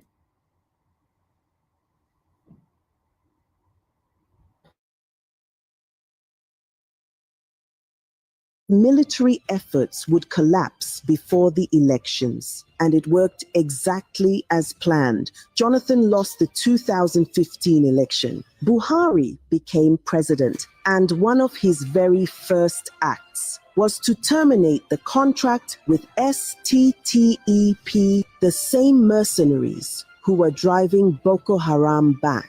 His government claimed Nigeria would handle its own security. Within months, Boko Haram regained lost territory. The group evolved more sophisticated, more brutal, and more funded. And maybe you missed something. For those of you who missed last week presentation, go back and watch it. It was, look, Nigeria, look, the Nigerian army is not in control of Nigeria. It was Ono Buhari again, not Buhari, Buhari, not Tinubu, because it's the same government with Tinubu that came in. It was Ono Buhari, right? That when you heard that when Mohammed Buhari came in, he suspended the military that was helping, right? The foreign missionary that was helping Jonathan Goodluck to fight Boko Haram. What Buhari did, Buhari came in and dissolved that and said, we will take our own military, right? What happened here? Those of you that missed last week, Buhari turned the military service of the Nigerian state to the U.S. Dear God. We read it. You saw the article. Those of you that missed it, go there. I think I posted that article. If it stayed there, just go and read it. Buhari turned the Nigerian military service that's supposed to fight for Nigeria over to the U.S. The Nigerian government military is not in possession of Nigeria. Look, I don't care how you want to say I'm stupid, I'm this. That's your business. Say it. The Nigerian army is not in how they call it, possession of the Nigerian military. Muhammadu Buhari turned it over to the U.S.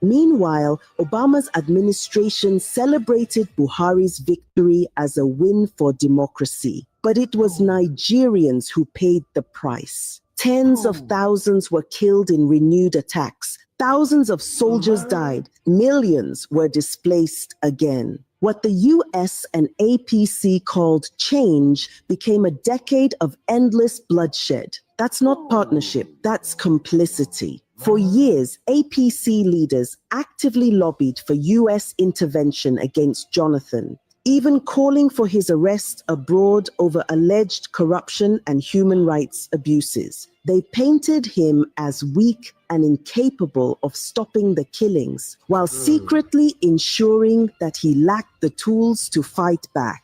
And that's the true origin of Nigeria's endless war on terror, a war deliberately prolonged for politics. But when Donald Trump entered the White House in 2017, things began to change. He didn't follow Obama's playbook. Trump reviewed the arms restrictions and approved the sale of 12 A-29 Super Tucano aircraft, precision attack planes that Jonathan had once requested but was denied. It was Trump who finally reversed those years of diplomatic sabotage. After reviewing intelligence briefings, evidence from faith leaders, aid groups, and US intelligence pointed to a pattern. Security failures were not merely incompetence. Powerful actors were looking away or enabling the violence. On that basis, Trump went further. He designated Nigeria as a country of particular concern under the International Religious Freedom Act, officially recognizing the persecution of Christians in Nigeria as a matter of global urgency and unlocking tools like targeted sanctions, export restrictions, and visa bans. But that changed again when Joe Biden took office. One of his earliest foreign policy decisions was to remove Nigeria from that same list, despite the fact that attacks on Christians had worsened and thousands of civilians were still being massacred across the Middle Belt and Kaduna. Under Biden, the US returned to a familiar pattern. silence, diplomacy, and excuses. Now, as Trump re-enters the global stage and speaks out again against the killings in Nigeria, the same networks that once sabotaged Jonathan are at work trying to discredit him. They twist facts, omit timelines, and use selective memory to manipulate public opinion. They repeat that America once refused to sell arms to Nigeria, without ever mentioning that it was Obama, their political ally, who orchestrated it, not Trump.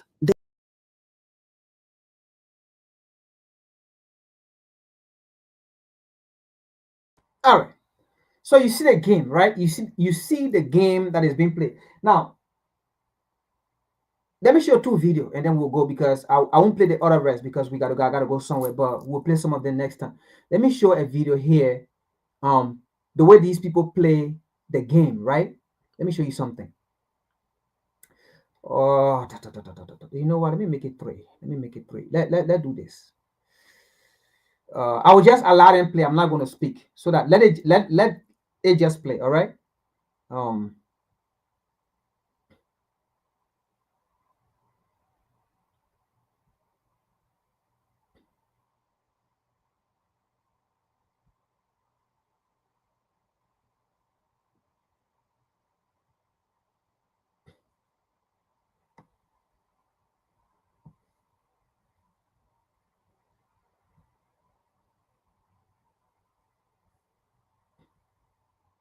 So you see the game these people play, right? Look right here.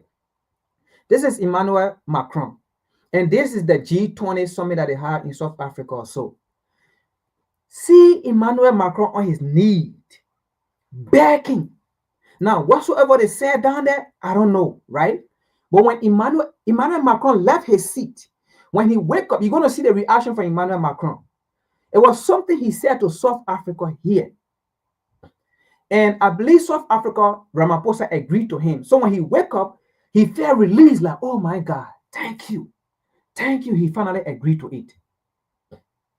These people know without Africa, they cannot survive. But again, yeah, like I keep saying this, right? I don't blame these people. I blame the African leader who don't know what Africa wants. Look, I'm not saying, right? I'm not saying Africa should cut the US off.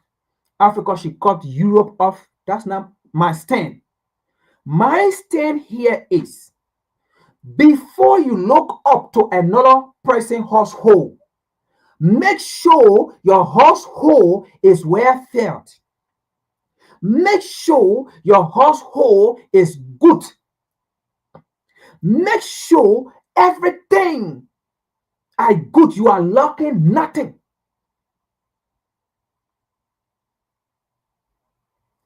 I'm not saying, oh, we should cut our US or we should cut. No. Let Africa set her priority first, and African first. Black people first. Period. And then we can go ahead and give aid to other people. Look, Africa, give aid. Give aid. Look, Africa should give aid to America. Africa should give aid to Europe. Africa should give aid to France. Yes, we should do that. But it shouldn't be the other way around. Get your resources, your mineral resources to them. Make them rich. Then take some and come and give it to you as aid. Why we can do it and make ourselves rich and give it to them as aid? That is my position.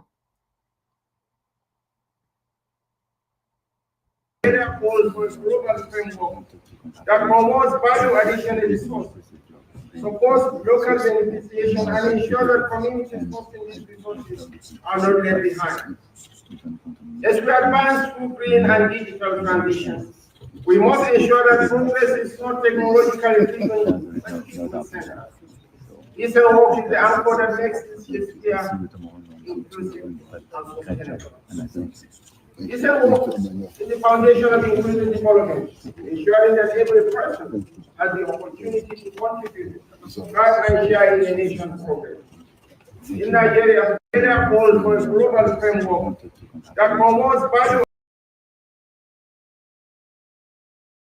So did you see the expression on Emmanuel Macron's face? So maybe you did not hear something, right? But I played this video over and over. Emmanuel Macron spoke to Ramaphosa. He wanted to see Ramaphosa for something. So at some point, he even told Ramaphosa, before I leave, like, I really want to see you. I really want, because look, you see, they came to the African continent, and this was in South Africa, the G20, they came. So now you see how he got on his knee to beg. But again, Ramaphosa, please, I know maybe you are a Christian. You know the part of the Bible in Isaiah that say, be careful with them. Their words are smooth like oil, but war is in their heart. Their words are smooth like butter, but sword is in their hand. Be careful. What was said down there by Emmanuel Macron was not about no diplomatic, because he kneeled down on his, no, he did not kneel down because he wanted to kneel down. That's a technique of surviving. He's trying to survive. So he will do everything to get at the place he wants to get.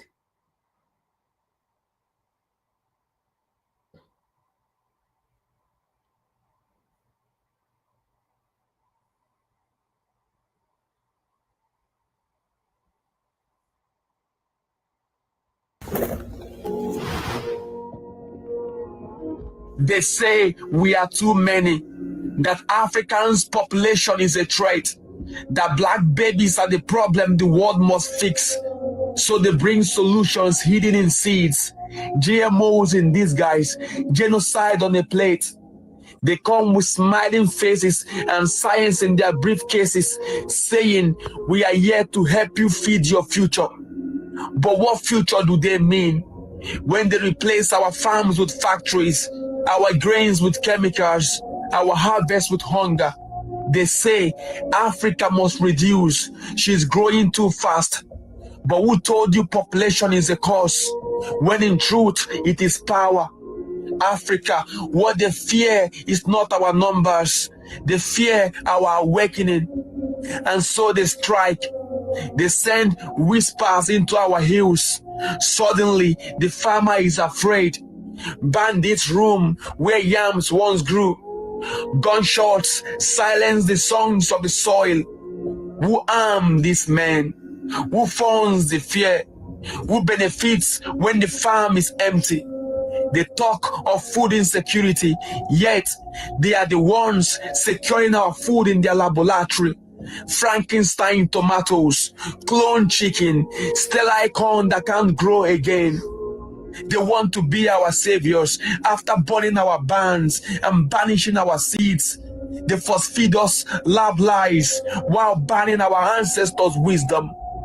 And our government, they bow, they sign, they smile for the cameras because greed is the only crop they water.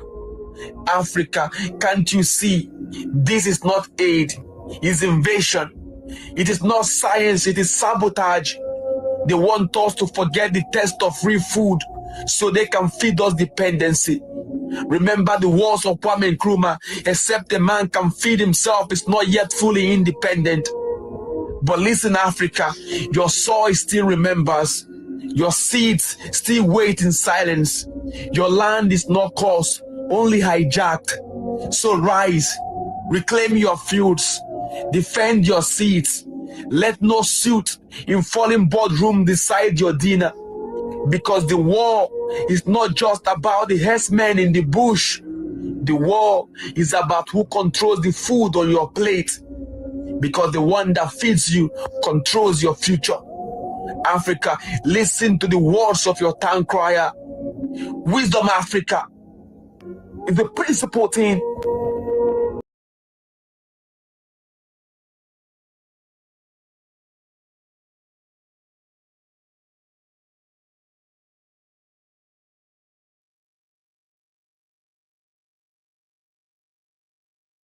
So we're just playing video now, okay? I'm not going to talk. We're just playing video so that you can catch what's going on in the thing.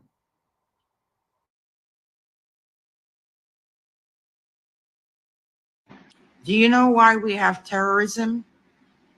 We have terrorism because America started it. Iran was a thriving country back in the 1950s. They had a democratic leader who nationalized his oil fields and said that the oil was supposed to be for their people in Iran. America didn't like it. So America and the British got together and assassinated the democratically elected leader. America, the United States, has assassinated more leaders than anyone in the world. So Israel learned from them. Israel definitely learned from the United States of America.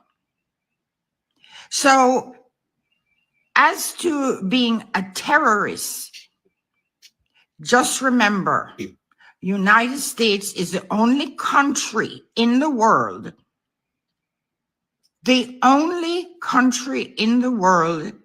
that unleashed an atomic bomb on human beings.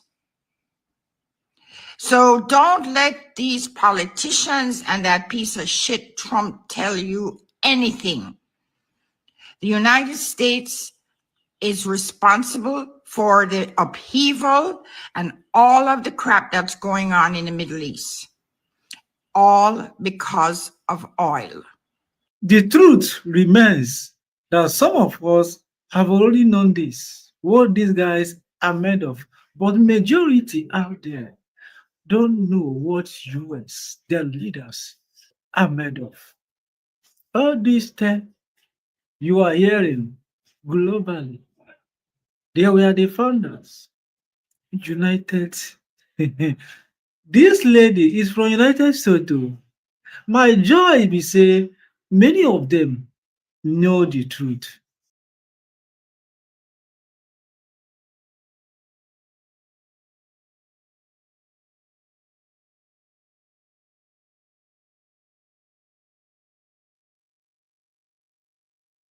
If you care about your own country, Libya is probably one of the best examples. Omar Gaddafi cared about Libyans, and he cared about Africans in general. And what happened to him? Well, he was assassinated because he dared to defy the central banking system and rely on gold in his own oil. The same thing is true in Venezuela today. When you become nationalistic and you want to use your resources to enrich your people, you get killed. You get overthrown. And how do they do that? They do it with these Gladio networks and the intelligence agencies, and they deploy them. We did it in the Congo to Lumumba.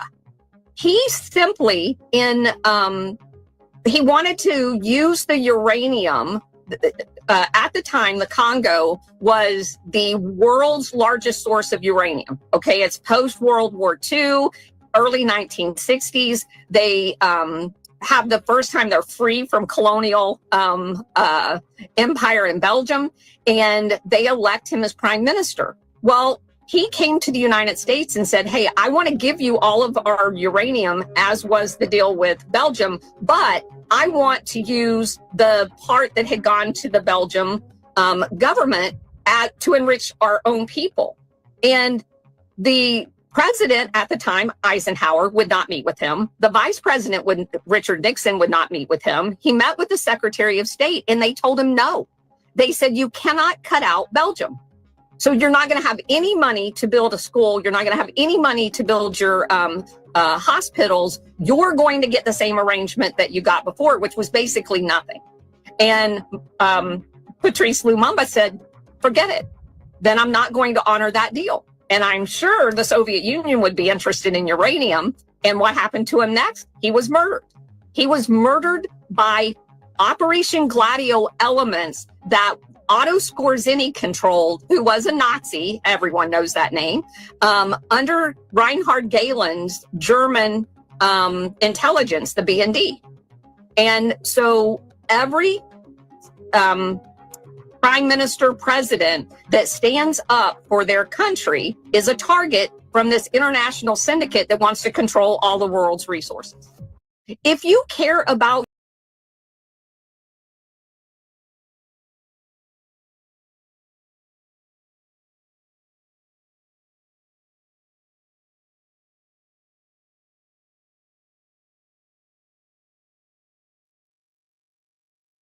from becoming a super. If you wanted to stop Africa from becoming a superpower, you wouldn't have to invent a new strategy. The blueprint has already been written, tested, and perfected over centuries. You'd start by making sure Africa never unites. The easiest way to do that is by keeping people divided along ethnic, tribal, and religious lines. If they ever start working together, remind them of past grievances.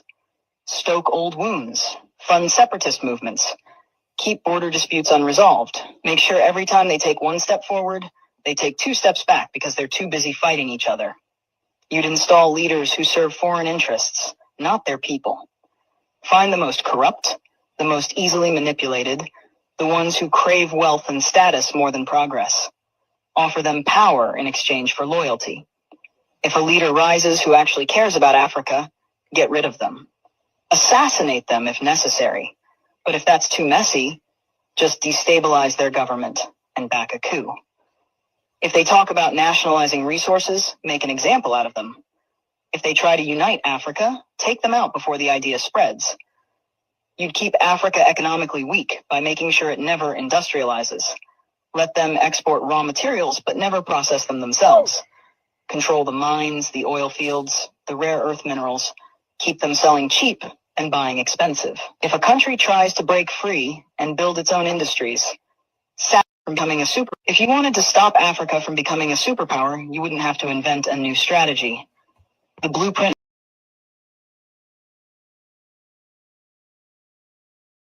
If you want to keep Africa from uniting, from becoming powerful, from taking her position, and the blueprint have already been laid, and that's the blueprint that they are going by. So that blueprint, again, we have said here time with our numbers, that blueprint was laid in the 1884 Berlin Conference. Some of you who are confused, right? That blueprint that she's talking about was laid in 1884 Berlin Conference, and that blueprint is today currently in Germany, to be precise, Berlin, Germany, when they had that 1884 Berlin Conference to divide Africa among themselves. However, that was not the time they went to Africa. They was already in Africa back in the 1800. They was there already, right? 1884 Berlin Conference was just a day that they decided that, you know what, today, let's meet so that we can demarcate Africa so that U.S. will stay in Liberia, will not come Africa, will not come Sierra Leone, will not come Guinea, right? You will stay in Liberia, that's your place. Today, Africans, France will not come from Africans to come to Liberia. You will stay in Africa, you will stay in Guinea, right? You will not come to Sierra Leone. And then England too will stay in Sierra Leone. So that's what they did. So it was just a day set aside to divide Africa, right? But they were already there. All right. So that blueprint was there already. And then what it said in our meeting, they said their descendants who are alive today will make sure, right? Africa and her descendants, we are alive today. The African, the black people that are alive today will never gain their full potential. They will never unite. So so that's the blueprint, and it's there. So you heard her, right?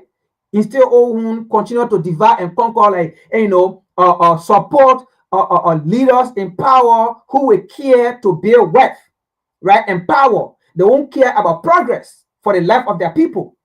And that's what happened in Africa. And then leaders who want progress for their people, the West make sure they remove you. They sponsor opposition leader, they sponsor propaganda, they make sure they remove you. So that's the blueprint already there laid down, and that's what they're going by. Let's continue.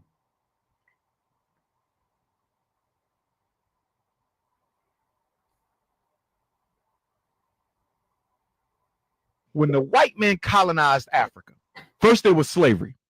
When slavery ended, colonization basically took off, right? So first we're going to steal your people. Right. Once we done making them work for free, we're going to come into Africa and make y'all work for free and rob you. Now, there was a revolution to push the white man out. Kwame Nkrumah of Ghana led the way, with Ghana in 1957 becoming the first African country to gain independence post-colonialism. And post-colonialism is basically a non-emotional word, to describe a very inhumane thing, such as the rape, exploitation, and dehumanization of people in their indigenous habitat. See, the white man puts words on things to kill the emotion behind it. Yes, Somebody say yes. slavery. Well, slavery, that don't sound too Yes, bad. yes. Colonialism, no. But when you see what they did, Then that's what makes the difference. that's what makes the difference. Right. So they pushed the white man out. But on the way out the door, the white man started sabotaging all the infrastructure that he built in Africa.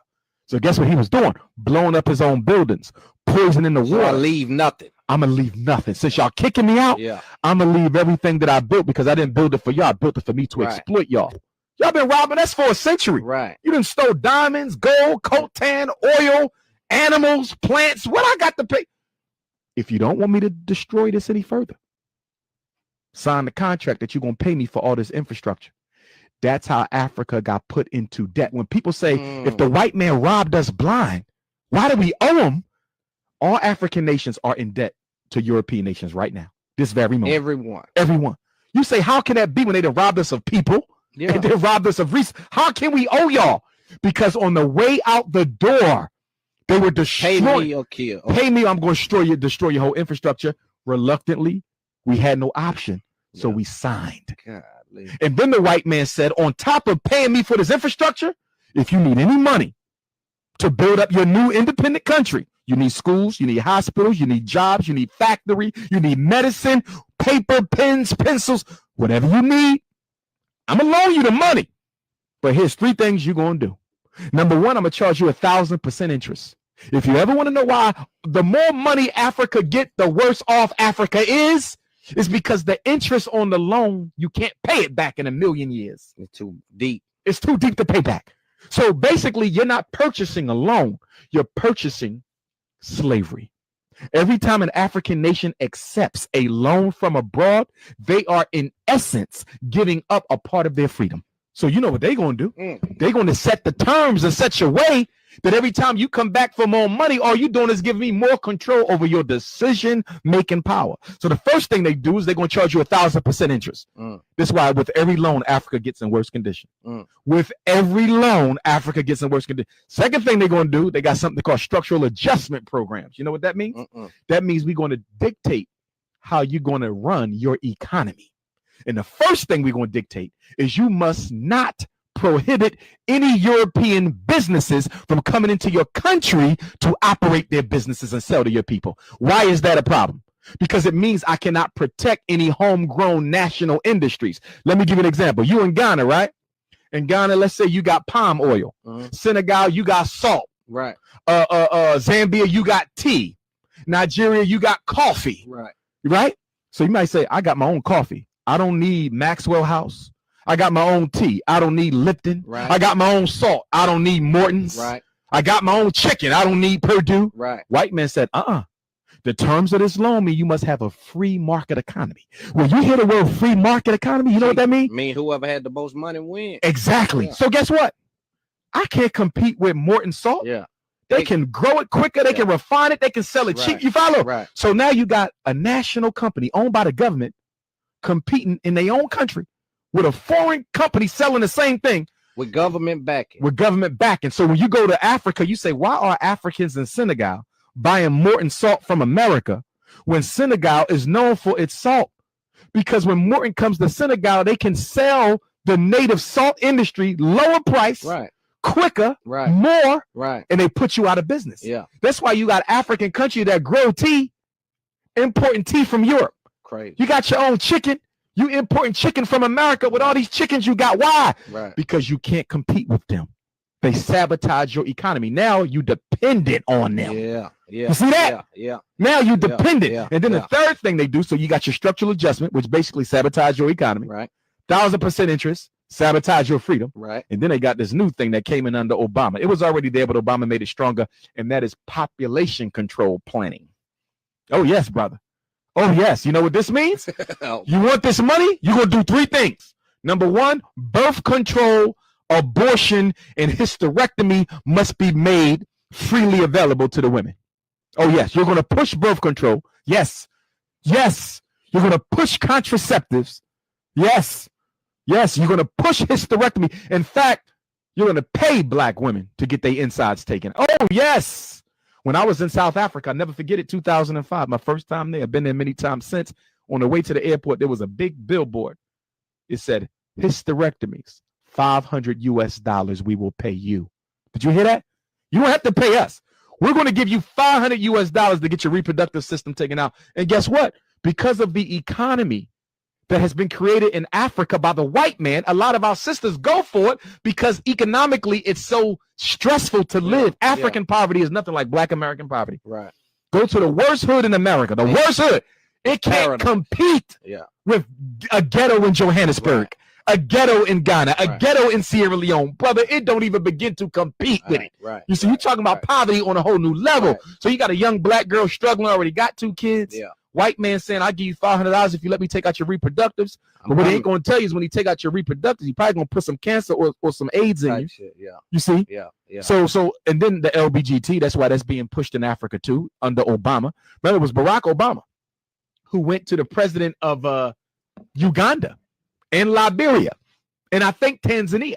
And I was in Liberia around that time that crisis kicked, and Obama threatened many African nations. Those are just 3 that come to mind because those presidents stood up and said, you don't come here and tell us how to run our culture.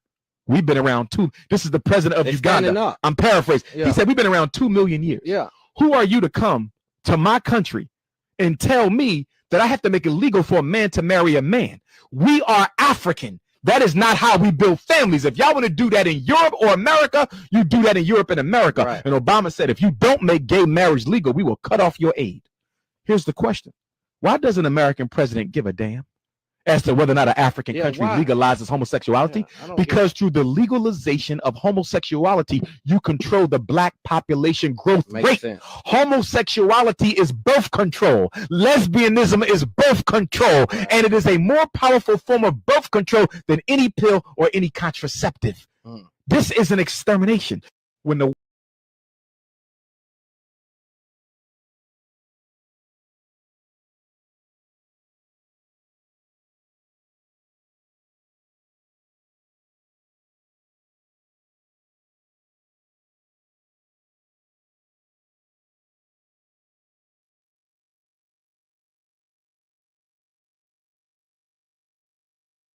become a problem when it's Black nations doing it.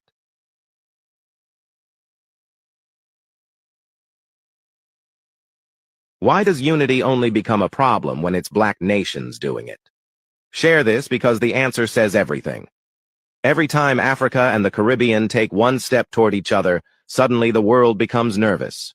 Suddenly there are concerns. Suddenly there are warnings. Suddenly experts appear out of nowhere to explain why we shouldn't work together. But when Europe unites, historic, when Asia unites, strategic, when Black nations unite, destabilizing.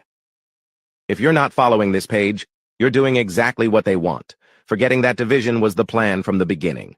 Caribbean versus African, island versus island, language versus language, shade versus shade.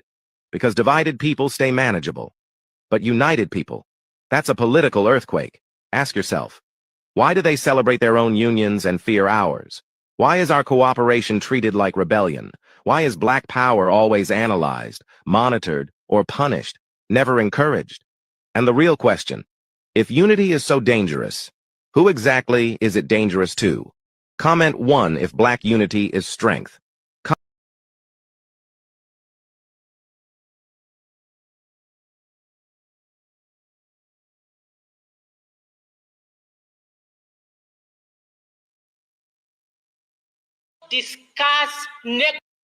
We should do not discuss, negotiate with the poverty mentality as if we are begging. We cannot be a beggar in the international community when we have resources. We must have leverage and even bring them to the point they can beg us. It's possible, it depends how you are approaching it. We should do not discuss, negotiate with the poverty mentality as if we are begging. We cannot be a beggar in the international community when we have resources. We must have leverage and even bring them to the point they can beg us. It's possible. It's possible. It depends how you are approaching it. You should.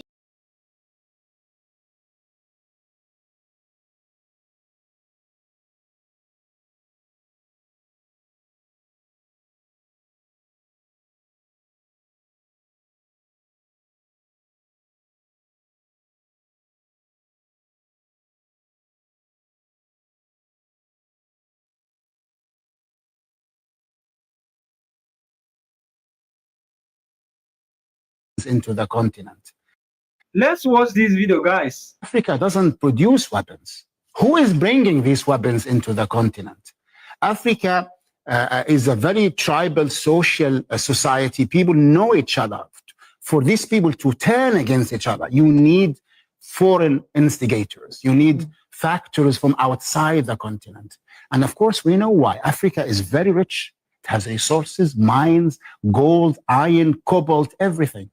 And Western corporations, in collaboration with the American and European armies, are working hard to keep Africa down by funding conflicts, by producing a narrative that shows Africans as savages, as simple-minded, as violent, when for decades, African leaders like Gaddafi of Libya, Nasser of Egypt, Lumumba of the Congo, Nyerere of Tanzania, Mandela of South Africa, Nkrumah of Ghana, and many others came up with beautiful projects, very practical ways of actually improving the conditions, but they were never allowed to carry on they were killed, they were murdered, they were bombarded. Have you ever asked yourself this question?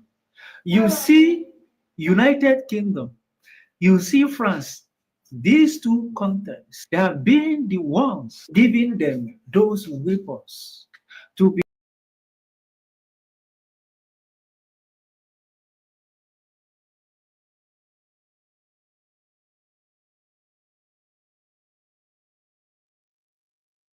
Listen, every president, from when I joined the CIA, George H.W. Bush had just become president. The Israelis asked us to bomb Iran. Every single president. No matter who the prime minister of Israel happens to be, you got to bomb Iran. You got to bomb Iran. You got to bomb Iran. And every single president said, no, we're not bombing Iran. We would never bomb Iran. Because our position was that would be the start of World War III. The reason, though, I'm told, that Donald Trump decided to bomb Iran was that the Israelis said, for the first time, if you don't bomb Iran to take out these deep bunkers, we're going to use nuclear weapons. And they had never threatened that before. And so Trump said, bombing Iran might actually save us from the start of World War III if it keeps the Israelis from using nuclear weapons. Do you see why there's a problem with that statement, John? Yeah. Because they've never admitted that they've had them. That's right. So you're telling me that they just admitted to the President of the United States that they have nuclear weapons and we still do not have them in the IAEA treaty? So you heard that basically the U.S. continue to support Asia because the Asia is U.S. largest. Is where the United States, how can I put this? It's where the U.S., when it comes to weapons, right, is the largest recipient, the largest recipient of medical weapons, right? As I would put it, medical weapons, finances, war. Asia is the largest recipient of United States support. So are they telling us? Because that guy is a former military guy that spoke. Asia been saying they should bomb Iran, bomb Iran, bomb Iran. The US should bomb Iran, bomb Iran, bomb Iran. All the other presidents been saying, no, if we bomb Iran, that's going to be World War III. So that in itself, you know, the US is afraid. There's a fear there. Now, there's another part.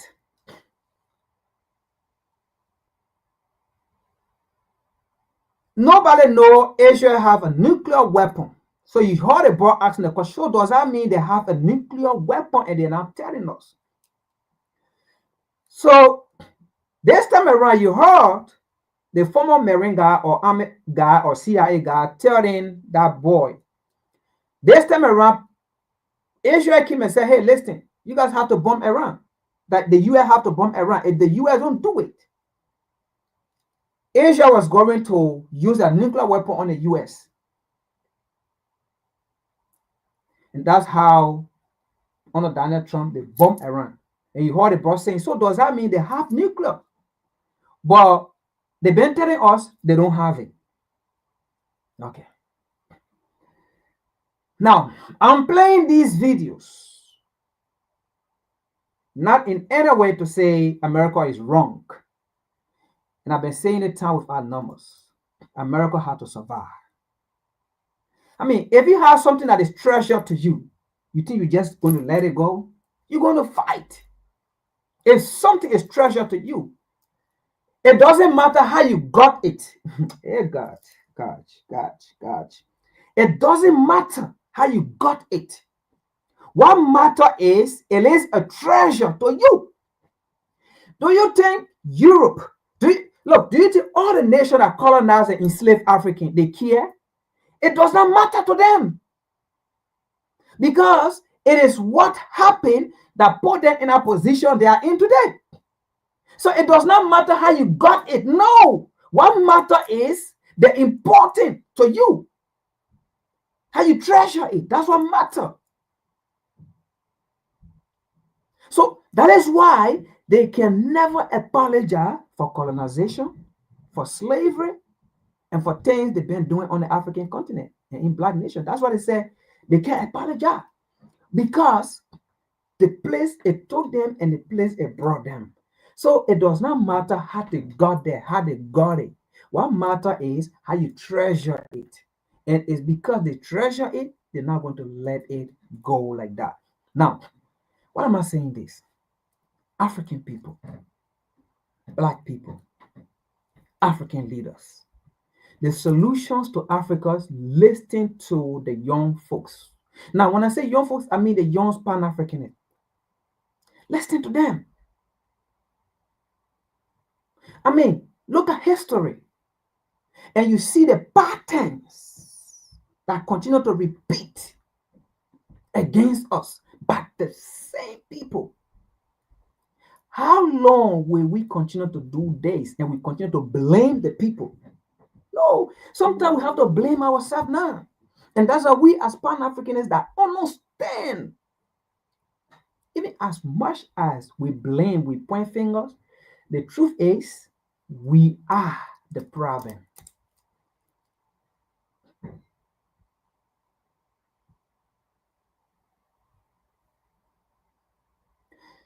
Let's play the last videos and then we'll call it for a day. Listen to this. I never thought I'd see the day where the United States was so closely allied with another country that invaded another great power. And what happened in the Ukraine war is that Ukraine invaded Russia. You reversed it. You said Ukraine invaded Russia. Yes, Ukraine invaded Russia, the Kursk offensive in August of 2024. And we and the British supported it. During the Cold War, it was unthinkable that we would side with a country that invaded the Soviet Union. It was a very different Europe back then. NATO was on one side, and the Warsaw Pact was the military alliance on the other side. And we thought all the time about how to prevent a war. And then the Soviets would leave, and the United States decides 1994 that he's going to expand NATO eastward. The Russians are adamantly opposed. In 1999, we have the first wave of expansion. Poland, Hungary, the Czech Republic come in. So the Russians scream bloody murder. They do not want NATO expansion. We just shove it down their throat. Why do we shove it down their throat? Because they're weak. Same thing happens in 2004. This is when the Baltic states, Slovenia, Slovakia, Bulgaria, and Romania come in. The Russians, again, scream bloody murder. We shove it down their throat. And then in 2008, we say that Ukraine and Georgia will become part of NATO. The Russians don't like it. They say it would be a threat to us, especially with American forces and British forces and NATO forces on our territory. But we do not back off because we think the Russians are weak and we can shove it down their throat again. Are you arguing that NATO would invade Mother Russia? We say no threat. This is not going to happen. And what happened, the war in Georgia in August 2008, and then, of course, the Ukraine war, February of 2022. And Ukraine, which is joined at the hip with the United States and Britain, invaded Russia, the Kursk offensive in August of 2024. Furthermore, Ukraine struck at one of the three legs of the strategic nuclear triad. Russia has bombers, its land-based ICBMs, and three, its sea-launched ballistic missiles. Well, Ukraine attacked the strategic nuclear bombers of Russia, and we and the British supported it. Nobody would have dreamed of doing that in the Cold War. That's a prescription for disaster. If you live next door to Godzilla, you have to be very careful that you don't anger Godzilla. Because if you don't, you'll end up with a Ukraine that's destroyed, which is the one you now have. All right. Now, as you listen to the video, right, the narrator kept saying, weak, weak, weak, weak. Now, Africans, Africa, because people see that we are weak, we are not united, we are divided. That's why they don't take us serious. That's why they do what they want to do. Yes, that's why they don't take us serious. They do what they want to do. And that's why they bring out any narrative. And then because we are weak, some of our weak media and channel in Africa, our news media in Africa, take it and they run with it. Without even them doing their own research, without even them trying to understand that, listen, this narrative, if I push this narrative, it's going to even devour more and more because we are weak. And because we are weak, that's why we continue to be in this perpetual condition. We fail to unite. We fail to come together. We fail to build. We fail to stand on our own. Today, most African nations are seeing Mali, Niger, and Burkina Faso as their enemy. Meanwhile, Mali, Niger, and Burkina Faso are not Africa's enemy. But I bet most of those leaders in Africa, they see Mali, Niger, and Burkina Faso as their enemy. I bet Tinubu is seeing Mali, Niger, and Burkina Faso as their enemy. I bet Madabio is seeing Niger, Mali, and Burkina Faso as enemy. Even Liberia, I bet. Most of these African nations, they see those three nations as their enemy. That's why when they're doing things, they don't coordinate with those people. They don't call those people. Because they believe in this Western agenda. They are friends to these Western nations, so they see their own brothers and sisters as enemy. Because we are weak. And that's why people will walk on us, people will mock us. A whole continent, a whole continent, a whole continent. We are weak. And then some kind of tiny nation from somewhere will mock Africa, a continent. A tiny nation from somewhere will come and mock Africa because we are weak. And because we are weak, that's why they say we cannot be part of the United Nations. We cannot have a permanent seat because we are weak. People that have permanent seat in the United Nations are powerful nations. Because they are powerful, they are not weak. And you saw what the narrator said. And I'm glad these things are coming out. You saw what he said. It was not Russia that invaded Ukraine or invaded Ukraine. It was Ukraine that invaded Russia. Because they went there and threw the first bomb. Through who? NATO. Through who? The police of the war. Thinking that Russia was still weak. Not only Russia was building. Look, Africa, let us be frank to ourselves here. Let us unite. Let us build. Imagine, oh my God, imagine Africa being the one to produce our own weapon. And which, of course, we can do it. We have the brain. We have the brain. Imagine Africa being the one to protect herself, which, of course, we can do it. We have the population, we have the folks, we have the young folks. We are the only continent in the world with the highest, youngest population in the world. Yes, we can. And we have the resources. Yes, we can. African leaders, what are you doing? Unite the damn continent. But yet Nigeria there took her army and gave it to the US. The US has control services of the Nigerian army. Go do your research. Some of you will come and talk stupidness here, but it is the truth. Buhari gave it to the US. Nigeria does not have control over her army. That's why Nigeria can fight. That's why she can't buy weapons. She can't get weapons nowhere because it is the United States that have control over it.